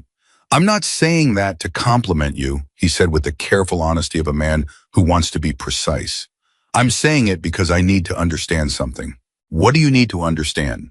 Whether what you do is teachable, he said, or whether it's something else, something that you either have or you don't. She thought about that with the seriousness it deserved. She thought about it the way she thought about technique questions, not from the outside, not from theory, but from the inside, from the actual lived experience of doing the thing and trying to understand the mechanism of it. Parts of it are teachable, she said finally. The reading, the patience, the way you think about the relationship between the shot and the conditions. Those things can be developed. She paused. The rest of it, the thing that happens in the moment when everything is right and the shot is there and you're completely inside it, that's not something I can teach. But I don't think you can teach anyone to have it. I think you can only create the conditions where someone discovers whether they have it or not. Mercer processed that. Tonight, he said, the session. Yes. What are you going to say to them? She looked at him briefly. I don't know yet, she said. I'll figure it out when I'm in it. He almost laughed at that. It came out as a short exhale through the nose, the kind of almost laugh that happens when something surprises you into it before your guard comes up. You don't prepare, he said. I prepare for everything that can be prepared for, she said. People can't be prepared for. You just have to show up and be honest. He absorbed that. They walked the rest of the way to the unit building in a silence that was for the first time since she'd arrived genuinely comfortable. The afternoon was the twist that nobody saw coming. At 13:15, while Avery was in the common area running through her post-session logbook review, her name came over the installation PA system. Not through Wallace's office, not through the unit's internal communication chain, through the installation-wide public address system, the same one that announced formations and emergency drills and official briefings. Staff Sergeant Avery Callahan, report to General Holloway's office immediately. Torres heard it from the equipment room and appeared in the common area doorway 30 seconds later with the expression of a man who has just heard something that doesn't fit any framework he currently has available. That's the main PA, he said. I heard it, she said. She was already closing her logbook. That's not how he called you before. No, she said. It isn't. She was out the door in 45 seconds. The walk to Holloway's office felt different from the walk she'd made 2 days before. 2 days ago, she'd had Wallace beside her, 6 minutes of considered silence, the luxury of a small preparation window.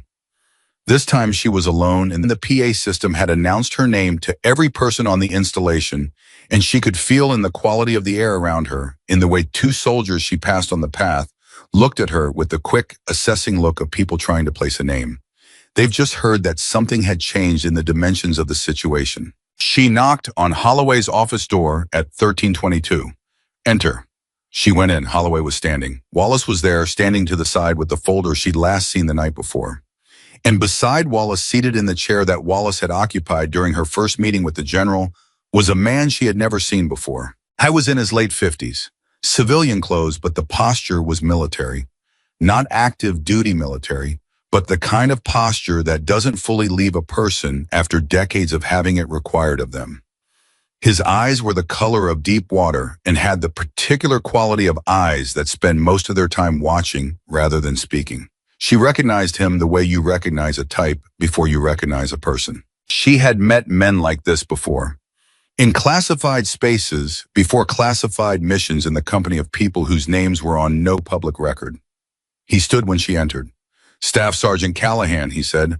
His voice was moderate, controlled with the specific evenness of someone who has learned to keep their voice exactly where they want it, regardless of what they're feeling. Sir, she said, because sir was the correct word, regardless of rank or affiliation, in a room that contained a general and a man who gave off the particular gravity of significant authority. My name is Richard Carver, he said. I work for an office that I'm not going to name in this room, but I think you can make a reasonable inference. She could. She didn't say so out loud. He sat back down. She stood. Holloway, she noticed, did not ask her to sit, which meant this was going to be short or the standing was deliberate.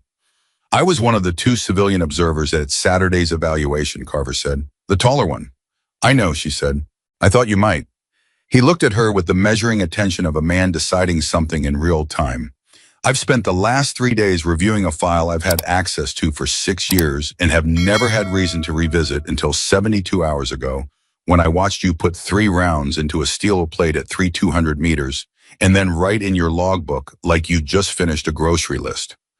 Despite everything, something moved in her chest at that. Not vanity, something else. The file, Carver continued, contains the full post-mission report from an operation conducted 6 years ago in a location I'm not going to name, involving assets I'm not going to identify under circumstances that the operational security requirements of that mission still require me to keep sealed. He paused.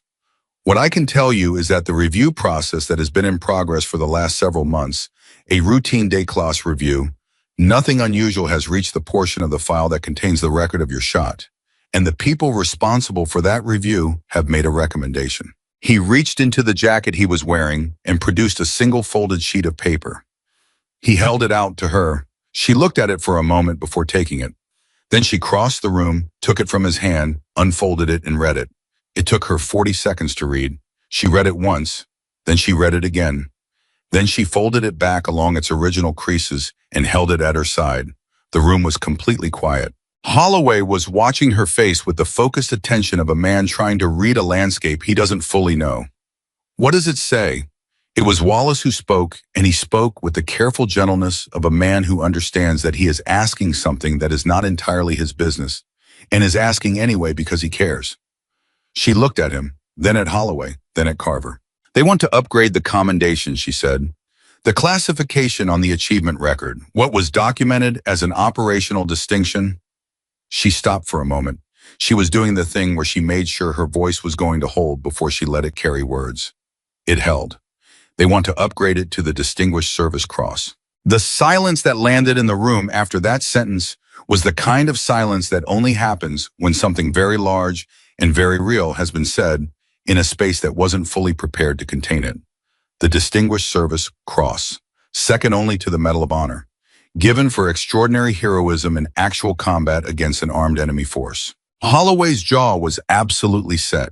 His eyes were bright with something that was not going to become visible in this room because he was Marcus Holloway, and he had 38 years of practice at keeping the most significant things in the most protected part of himself. But she could see it in the set of his jaw and the stillness of his hands, and she knew what it was. Wallace made a sound that was not quite a word. Then he stopped making sounds and just stood there.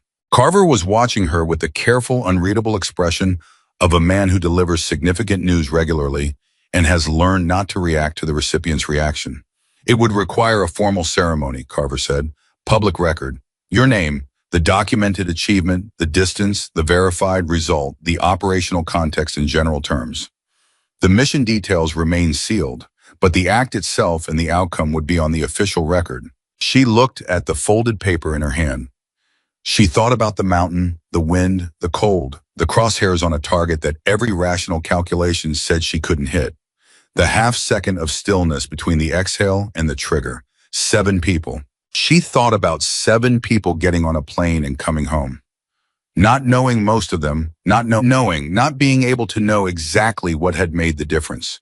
7 people going back to their families, their homes, their ordinary days, carrying their lives forward in the way that people carry their lives forward when they have been given more of it than they expected to have. She thought about being 19 years old and doing the hardest thing she had ever done in her life, and then putting it in a file and walking away from it and getting on with the business of being a soldier. She thought about what it would mean to let it be known. She thought about what it would cost. She thought about 7. I need 48 hours, she said. Carver nodded. You have them. She refolded the paper precisely along its creases and handed it back to him.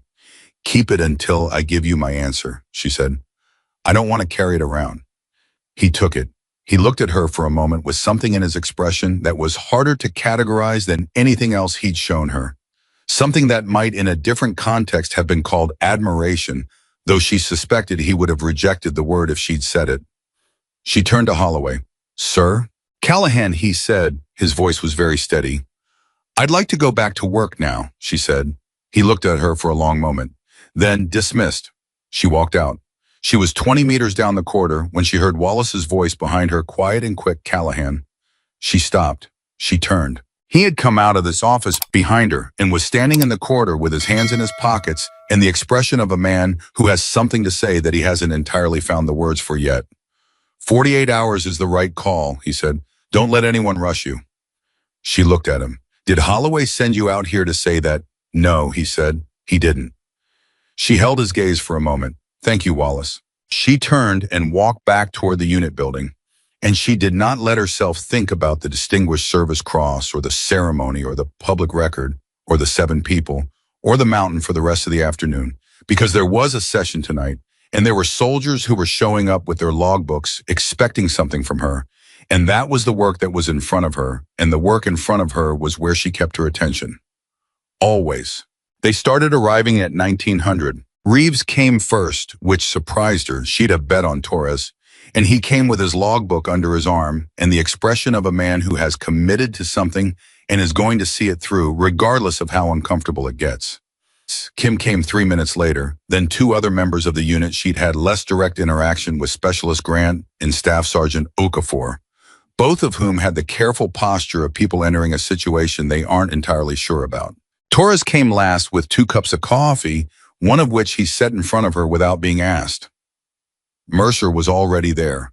He had arrived before any of them, before Reeves, before anyone, and he was sitting at the far end of the table with his logbook open in front of him and a pen in his hand, like a student who had gotten to class early and was trying not to appear too eager about it. She looked at the 6 of them assembled around the table, and she felt something that she didn't have a clean word for, something warm and complicated and a little difficult.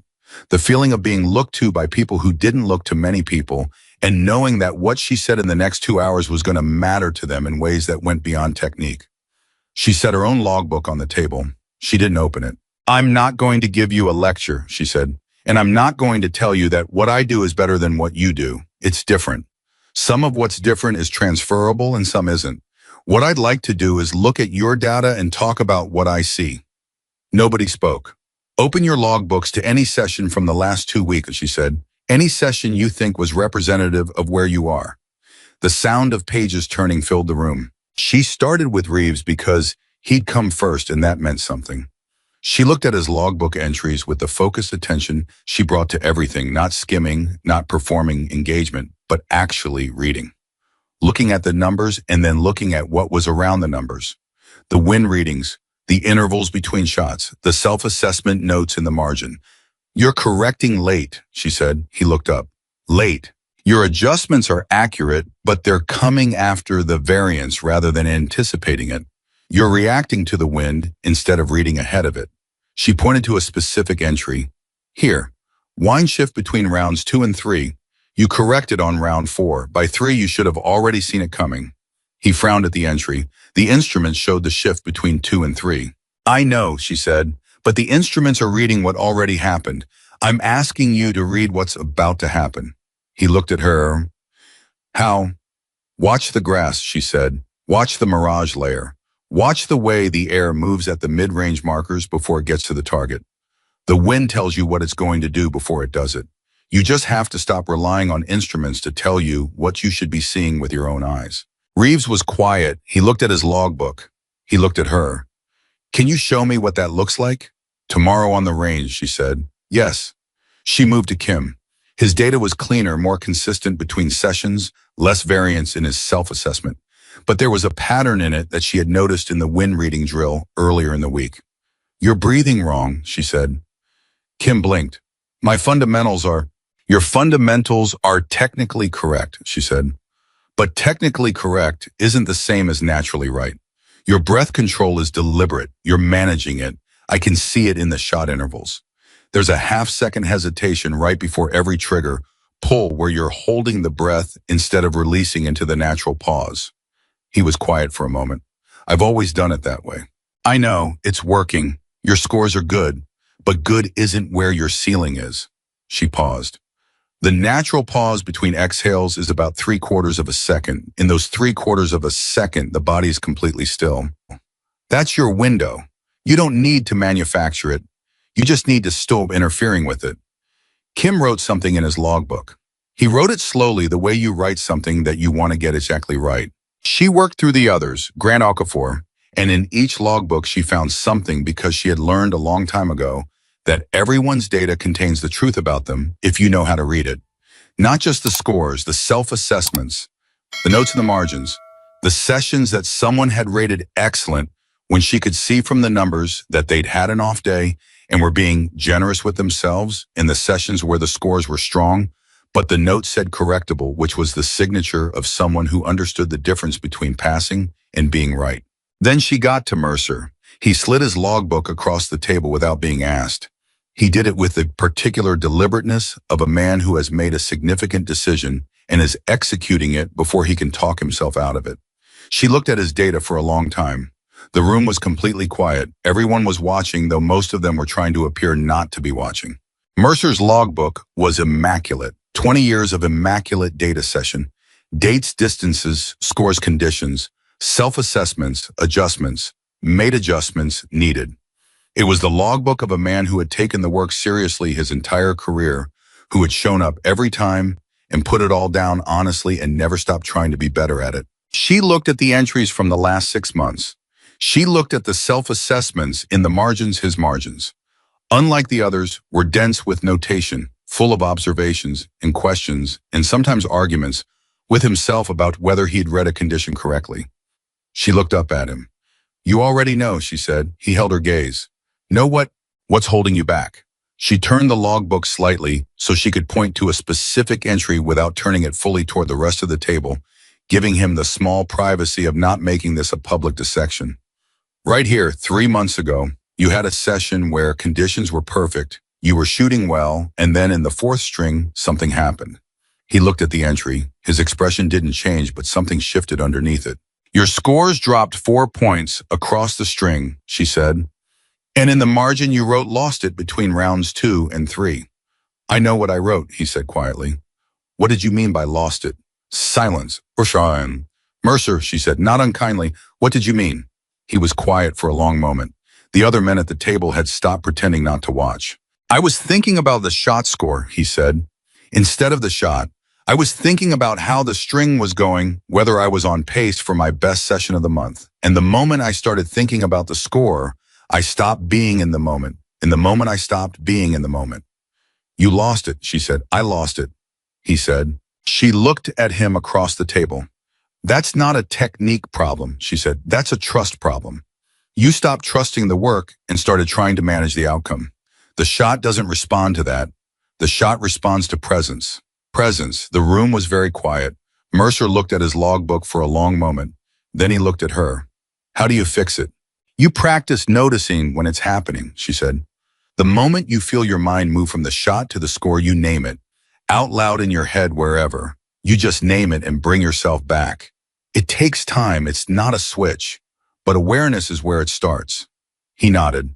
He wrote something in his logbook. She watched him write and felt a strange, specific privilege of watching a man who had spent 20 years at something finally hear the thing he'd been trying to figure out for years.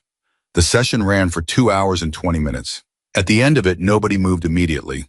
They sat at the table with their logbooks open, and the particular quality of quiet that happens when people have been given things to think about that are going to take a long time to fully absorb.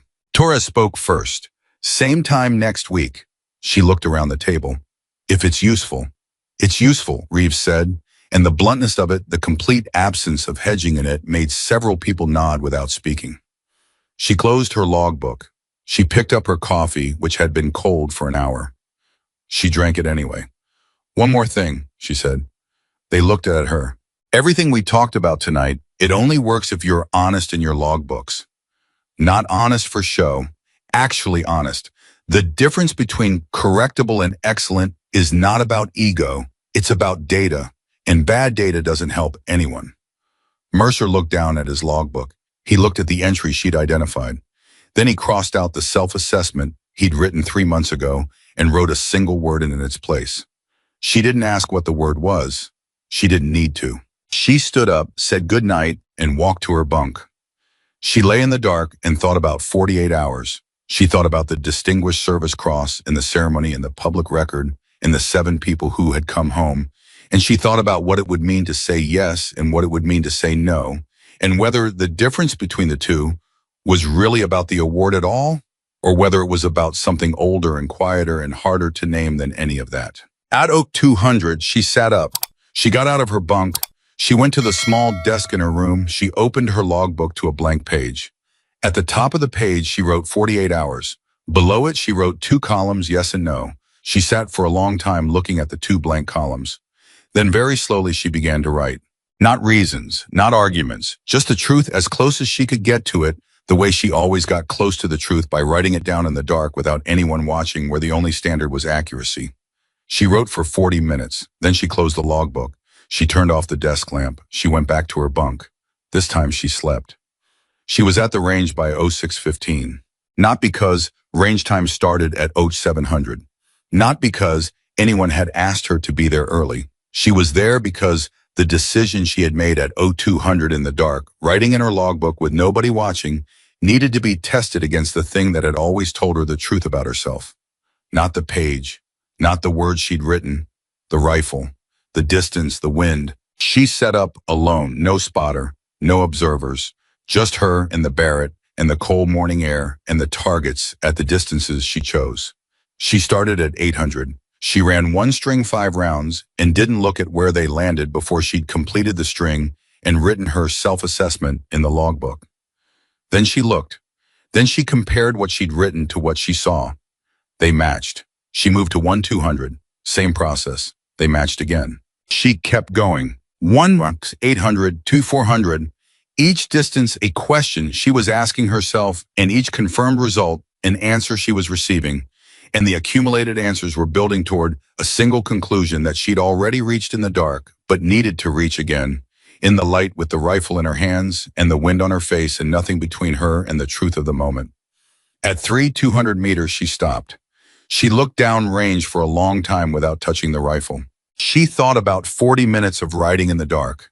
She thought about 2 columns on a blank page. She thought about the word yes and the word no, and everything she'd written beneath both of them, and she thought about the moment she'd closed the logbook and turned off the lamp and gone back to her bunk and finally slept, which was the body's way of telling her that the decision had been made. She picked up the rifle. She settled into position.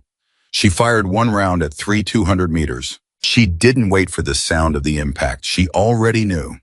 She marked the entry in her logbook, broke down her position, packed her equipment, and walked back to the unit building in the early morning quiet.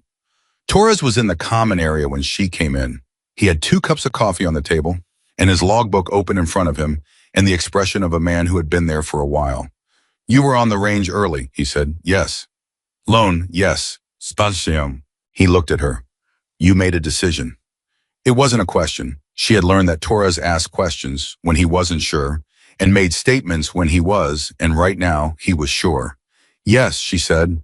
She sat down across from him and picked up the coffee. I'm going to say yes to Carver. He was quiet for a moment. The Distinguished Service Cross. Yes. He absorbed that. She watched him absorb it, watched him take the weight of what that meant and turn it over in his hands the way you turn over something heavy to find the right grip. Because of the 7 people, he said. Partly, she said. What's the other part? She wrapped both hands around the coffee cup. Because I've been carrying it alone for 6 years, and I told myself that was right, and for 6 years I believed it. And then I sat in the dark 2 nights ago and wrote down the truth, and the truth was... She paused. The truth was that the people who came home deserved to know what brought them home. Not because I need them to know my name, but because the act itself deserves to exist in the record. What happened up there, what was possible up there, should be part of the story of what this army is capable of. Not for me, for what comes after. Torres looked at her for a long, steady moment. Then he said very quietly, that's the right answer. She drank her coffee. When are you telling Carver? He said, this morning, before range time. He nodded. He looked down at his logbook. He looked back up. For what it's worth, and I know you don't need it to be worth anything, I think you're one of the most extraordinary soldiers I've ever stood next to, and I've stood next to some very good ones. She held his gaze. You're a good spotter, Torres. I've said it twice. I'll probably say it again. That's not the same thing, he said. No, she agreed, but it's what I have. He accepted that. He turned back to his logbook. She turned back to her coffee. The morning moved around them, the installation waking up outside the familiar sounds of another day beginning. At 0720, she walked to Carver's temporary office, a borrowed room in the administration building that he'd been using since Saturday, and knocked on the door. Enter. He was at the desk with his folder open. He looked up when she came in, and with the economical efficiency of a man who reads situations quickly said nothing and waited. She sat down across from him without being asked. Yes, she said. He looked at her for a moment. No conditions. One, she said, the operational details of the mission stay sealed.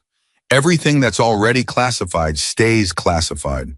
The record reflects the achievement and the outcome, the distance, the verified result, the number of personnel protected without identifying the location, the assets, or the specific circumstances. That's already the plan, he said. Then yes. He closed the folder. He looked at her with the careful, deep-water eyes that she had decided over the last several days contained more genuine respect than he typically allowed to reach the surface. The ceremony will be scheduled through official channels, he said. It will take approximately 6 to 8 weeks to process. You'll be notified through your command chain. Understood. There will be press, he said. Not a large media event. This isn't that kind of recognition, but it will be reported. Your name will be on the public record. I understand. He stood up and extended his hand. She stood and shook it. His grip was firm and brief, the handshake of a man who means what he does and doesn't add anything extra to it. For what it's worth, Callahan, he said, I've been doing this work for 22 years, and I have never reviewed an achievement record that stopped me the way yours did, what you did when you were 19 years old. He stopped himself. He picked up the folder. It's in the record now, where it belongs. She nodded once. She turned to leave. One more thing, he said. She turned back. The 7 personnel from that mission, he said, they've been notified. Through secure channels, nothing specific. They were informed only that a commendation was being processed related to the mission. 2 of them have already submitted letters to the review board, voluntarily, independently, without knowing who the commendation was for. He held her gaze. I thought you should know that. She stood very still. What did the letters say? She voice came out steady. She had made it come out steady. That whoever made it possible for them to come home deserved to be known, he said. Those were not my words. That's what they wrote. She was quiet for a moment, just a moment. Then she said, thank you. She walked out. She made it to the corridor before she stopped walking. She stood with her back against the wall and her eyes closed, and she let the weight of what Carver had just told her move through her completely, the way she let all significant things move through her fully, without blocking, without managing, just feeling the full dimension of it, and then letting it settle into the place where the important things lived. 2 of them had written letters. They didn't know her name. They hadn't known who to thank, but they had written letters anyway because the impulse to acknowledge what had been done for them was too strong to leave unacted on, and they had done it on their own, without being asked, without knowing it would ever reach her. She opened her eyes. She pushed off the wall. She walked back to the unit building. Holloway was waiting outside it. This surprised her. Not dramatically, her face didn't change, but she registered the surprise because Holloway was not a man who waited outside buildings. He was a man who summoned people to his office. The fact that he was standing on the path outside the unit building at 0745 told her something about the nature of what was coming. He saw her coming and fell into step beside her without waiting for her to reach him, which told her something else. Carver told me, he said. I thought he would. You said yes. Yes, sir. He walked beside her in silence for a few seconds. Then good. She glanced at him. That's all, he said. Good. The rest of it, what it means, what happens next, I'll let the process handle that. I just wanted to say good before it gets complicated. She looked at him. Is it going to get complicated? He muttered a sound that was somewhere between a C and a short laugh. Callahan, you are a female staff sergeant with 6 years of service, a classified record, and a shot that breaks every documented record in this Army's history. And you're about to receive the second highest honor this country gives to its soldiers. He paused. Yes, It's going to get complicated. She absorbed that. Will you run interference? He glanced at her sharply. Then he realized she was asking a genuine question, not a political one, and his expression shifted accordingly. On what specifically? The unit, she said. The work here. I don't want what's coming to turn this assignment into something different than what it is. The program matters. The training matters. I want to keep doing the job. He was quiet for a moment. You're worried about becoming a symbol instead of a soldier. Yes, she said. That's a reasonable worry, he said. He thought about it for several more steps. I'll do what I can. You do your part, keep showing up, and keep doing the work exactly the way you've been doing it. The best argument against becoming a symbol is continuing to function as a soldier. That's what I intended anyway, she said. I know, he said. That's why I said it's a good argument. They reached the unit building entrance. He stopped. She stopped beside him. He looked at her with the full weight of 38 years behind his eyes, and she looked back at him with the steady clarity of someone who had learned at 19 that the most important thing about your eyes was that you kept them open. Callahan, he said, what you did 6 years ago, what you did last Saturday, those aren't separate things. They're the same thing, the same person making the same choice in the same fundamental way. Do you understand what I mean by that? She thought about it. You mean the choice to show up when the situation requires it, regardless of whether it's possible? I mean the choice to be exactly what you are, regardless of whether anyone is ready for it, he said. She was quiet for a moment, then, that's not really a choice, sir, that's just what I am. He looked at her for one final long moment. I know, he said, that's what makes it remarkable. He turned and walked away. She watched him go for exactly 3 seconds. Then she went inside. Range time started at 0800, and she was there. The session that followed was the best the unit had run since she'd arrived, and not because of anything she did differently. It was because of what had happened the night before in the common area with the logbooks and the honest conversation and the things that each person had been given to work on. She could see it in Reeves the way he was watching the mid-range markers before the shot, instead of relying entirely on instruments. She could see it in Kim, the slightly longer, more natural rhythm of his breathing between shots. She could see it in Torres, who had always been steady, but was now steady with a specific quality of confidence that comes from understanding your role clearly. She ran her own strings between observing the others. She logged her data, she made her notes, she did her work. At one point midway through the morning, she heard Mercer on the lane beside her say very quietly to himself, between rounds 2 and 3 of a string, in the shot. 2 words, not a technique cue, a presence cue. The thing she had told him about naming it when it was happening, bringing himself back. She didn't look over. She didn't say anything. But she heard it, and the hearing of it was one of those small moments that doesn't announce itself and doesn't need to. At 1100, the range officer called the morning session. Avery broke down her position. She wrote her final entries. She latched her case. She was standing up when Mercer walked over and stood beside her and looked down range at the 3 200-meter marker for a moment. In the shot, she said. He looked at her. You heard that? I heard that. I was quiet for a moment. Then with the directness of a man who has decided to be honest and is going to be all the way honest. It worked. Between rounds 2 and 3, I lost it for half a second, named it, came back. The 4th and 5th rounds were the cleanest I've shot this month. I know, she said. I could hear the change in your timing. He stared at her. You can hear shot timing from the next lane? Breath rhythm carries, she said, once you know what to listen for. He shook his head slowly, and this time the almost laugh came out as an actual brief, genuine laugh, the kind that happens when something gets past a person's guard before they have a chance to decide whether to let it in. You're going to make me completely rethink everything I know, aren't you? He said. Not a complaint, something closer to resignation with warmth inside it. Just the parts that need rethinking, she said. He picked up his own case. He started walking. Then he stopped and turned back. The apology I gave you the morning after the evaluation, he said, I meant it. I know, she said. I also want to say. He stopped. He started again. And when you first walked in here, I saw what I expected to see, not what was there. And I've been a soldier long enough to know better than that. He met her eyes. I know better now. She held his gaze. That's the only thing I ever wanted from you, she said. From any of you. He nodded, he walked, she watched him go, and felt in the space his departure left something that she had not felt in a long time.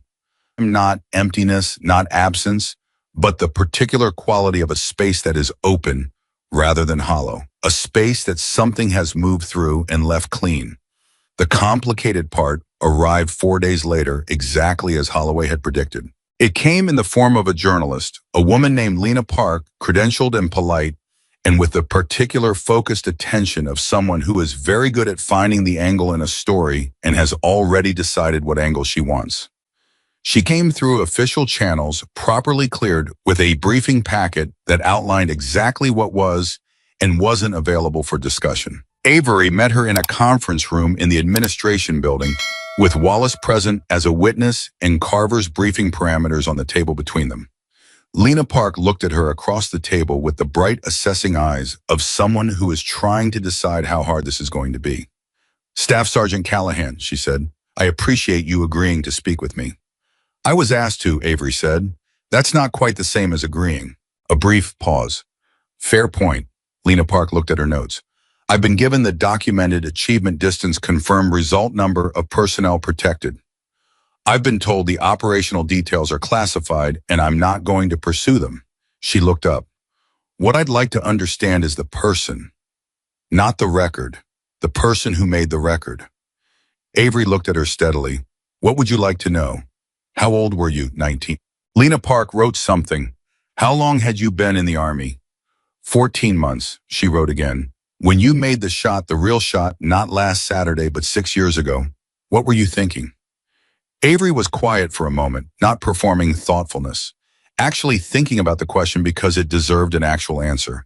"I wasn't thinking," she said. "That's the honest answer. I had done every calculation that needed to be done before I got to the moment of the shot. By the time I was in the position and the shot was there, thinking was finished. What happened in the moment of the shot itself was not thought. It was," she paused, "presence, complete presence. Everything else falling away and only the thing in front of you being real." Lena Park looked up from her notes. She was quiet for a moment, and in that quiet, Avery could see that the journalist had received something she hadn't expected to receive. "Do you think about the 7 people," Lena Park said, "the ones who came home?" "Yes," Avery said. "Often.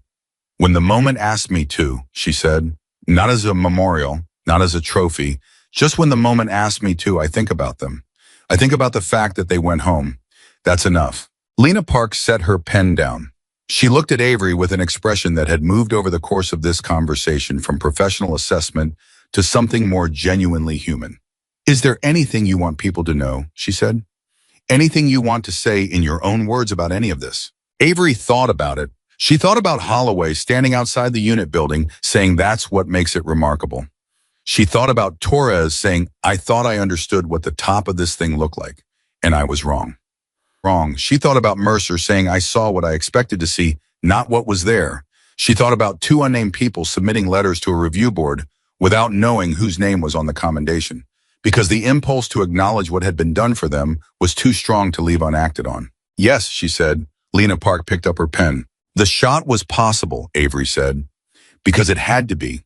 Not because I am extraordinary, because the situation required something to be true that wasn't supposed to be true, and I was the person in that moment who understood that the requirement mattered more than the impossibility." She paused. "I think that's true of a lot of things, in a lot of people's lives. The moment asked you to be capable of something you weren't sure you were capable of, and the only question is whether you decide the impossibility is more real than the necessity." The room was very quiet. "That's it," Lena Park said. "That's it," Avery said. The story ran 3 weeks later. Avery read it once on the morning it published in the common area before range time with a cup of coffee and Torres sitting across from her doing exactly the same thing on his own tablet. When they both finished, Torres set his tablet down and said, "She got it right." Avery set her tablet down. "Mostly. What did she get wrong?" "She said I was fearless." She picked up her pen. She opened her logbook. "I wasn't fearless. I was afraid and I did it anyway. There's a significant difference and it matters." Torres looked at her. "Does it matter enough to correct?" "Correct," she thought about it. "No," she said. "The part that matters is in there." She turned to the day's first blank entry page and began writing the morning's pre-session notes. The ceremony was scheduled for 6 weeks after Carver's departure from Redstone Valley. It was to be held at the installation in the main assembly space with a list of attendees that Avery received in an official briefing packet and read through once and then set aside because the list of attendees was not the part that concerned her. The part that concerned her was the part that Holloway had warned her about, the symbol question. The question of whether after the ceremony, after the public record, after the story, she would still be able to be simply a soldier doing her work in a unit that needed her to do her work. She brought it to Wallace the week before the ceremony. In the straightforward way, she brought everything to Wallace directly without preamble as a practical problem rather than an emotional one. Will it change the unit dynamics, she said. He thought about it honestly. Short term, yes. Longer term, he paused. I think the unit has already made their decision about you. The ceremony will be loud for a while. Then the work will be louder. You're sure? I'm sure of Mercer, he said. And if I'm sure of Mercer, I'm sure of the unit. She accepted that. One more thing, Wallace said. He said it with the careful tone of someone delivering information they have been sitting on for a while. She looked at him. 2 of the 7, he said, the ones who submitted letters to the review board. They've been notified that the commendation is yours, that they now know who made the shot. He held her gaze. They've requested through official channels to attend the ceremony. The thing that moved through her that was not dramatic. It didn't announce itself. It moved through her the way the most significant things move through her, quietly, completely reaching places she kept very carefully protected and touching them anyway. Both of them, she said. Both of them, Wallace said. She was quiet for a long moment. All right, she said. The morning of the ceremony, she was at the range by 0600. She ran her standard pre-session routine alone, rifle check position, set up logbook prep. She ran 1 string at 1,000 meters. Noted the results, broke down the position. She stood at the firing line for 5 minutes with the rifle packed and looked down range at the distances she couldn't see the end of, and felt the wind on her face and breathed the cold air, and let herself be exactly where she was, in the only moment there ever was, which was this one. Then she went back to the unit building, changed into her dress uniform, and pinned every commendation in the correct order on the correct side of the jacket. She looked at the 3-200 badge for a moment, then she put it in its place with the others and went to find Torres. He was in the corridor, also in dress uniform, looking like a man who has dressed formally for something and is not entirely comfortable with the formality, but is committed to it. Ready, he said. Yes, she said. They walked together. The assembly space was full when they arrived, which she had expected. What she hadn't fully prepared for was the quality of the fullness, not just senior officers and installation personnel and press and official observers, but the particular charged atmosphere of a room full of people who have heard a story and are now in the same space as the person the story's about and are trying to reconcile the story with the person. She walked to the front of the room, and she didn't look at the crowd, and she didn't hurry, and she didn't slow down. She stood where she was directed to stand. General Holloway stood at the podium. He read the commendation language from the official document, the distance, the verified result, the operational impact, the language about extraordinary heroism, the language about the second highest honor this country gives to its soldiers, and she listened to it the way she listened to everything, with full attention, completely present, not in the moment before or the moment after, but only in the moment itself. When he finished reading, he stepped from behind the podium and walked to where she was standing. He held the Distinguished Service Cross in both hands. He looked at her, she looked at him. Staff Sergeant Callahan, he said, and his voice was steady in the way that very controlled things are steady, not without feeling, but with feeling held precisely in place. On behalf of the United States Army, and in recognition of extraordinary heroism and achievement that this institution is proud to put on the permanent record, he paused. Well done. He pinned the cross. She held his gaze. Thank you, sir, she said. The room was completely, absolutely still. And then from somewhere in the middle of it, one person began to applaud. Not the polished ceremonial applause of an official event, but the real kind, the involuntary kind, the kind that happens when something true lands in a room full of people who recognize truth when they hear it. It spread. Within 10 seconds, the entire room was standing. She stood at the front of it, still and straight, and let the sound move around her, the way wind moves, as information, as data, as the world telling her something true that she was willing to receive. She did not cry. She did not smile widely. She stood exactly as she was and felt exactly what she felt, and did not manage any of it because she was not and had never been in the business of managing what was real. Afterward, in the brief reception that followed, two men found her at the edge of the room. She knew who they were before they reached her because Carver had described them, and because there is a particular way that a person carries themselves when they are about to say something that they have been waiting to say for 6 years. The first one extended his hand. He was in his early 30s, strong through the shoulders, with the kind of eyes that have seen things and made peace with what they have seen. He shook her hand and held it for a moment and said, "I didn't know who you were until last week. I've thought about that morning for 6 years and I didn't know who you were." She held his hand. "It doesn't matter," she said. "It does to me," he said. His voice was completely steady, and the steadiness of it cost him something. She could see that, and she respected him for paying the cost. "It matters to me that I can look at you and say thank you, even if you don't need me to." "I don't need you to," she said, "but I'm glad you did." The second man didn't say anything at first. He was older than the first, mid-40s, with the weathered patience of someone who has practiced saying difficult things until he found the right words for them. He looked at her for a moment, then he said, "My daughter was born 3 months after that morning. Her name is Avery." The room was loud around them, people talking, the sound of a ceremony settling into its aftermath, the ordinary human noise of a significant moment becoming a memory. She heard none of it. She stood in front of a man who had named his daughter after a woman he didn't know, because the morning she'd given him more of his life, she'd given him that daughter too, and he had carried that in the only way he knew how. She held his gaze for a long moment. She felt the full weight of what he'd said land completely without blocking it, without managing it, without protecting herself from it. She let it be exactly as large as it was. "She'll be 6 next year," she said. "Yes," he said. "Tell her." She stopped. She started again. "Tell her that the person she's named after said the name suits her." He nodded once. He couldn't say anything else, and she understood that, and she didn't ask him to. She looked at both of them, both men, both living, both here, both names she would never fully forget, and she understood in the complete and irreducible way that you understand the most important things, what the yes had been for. Not for the record, not for the ceremony, not for the cross pinned to her chest. For this, for the man with the steady eyes shaking her hand. For the man who named his daughter after a morning he could have spent 6 years trying to forget. For the 7 who came home. She had made a shot at 200 meters when she was 19 years old in the cold and the wind and the impossible distance, because the situation had required it, and she had been the person who understood that the requirement mattered more than the impossibility.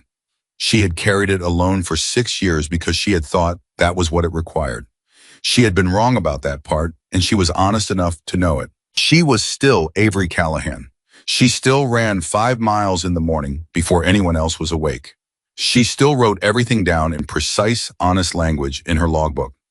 She still believed that the difference between correctable and excellent was not about ego, but about data. She still showed up to range time ready to work, not ready to be watched. Nothing fundamental had changed, and nothing fundamental ever would. That was not a limitation. That was the whole point. She was a soldier. She did the work. She came home. That was always going to be enough, and now finally the record said so too.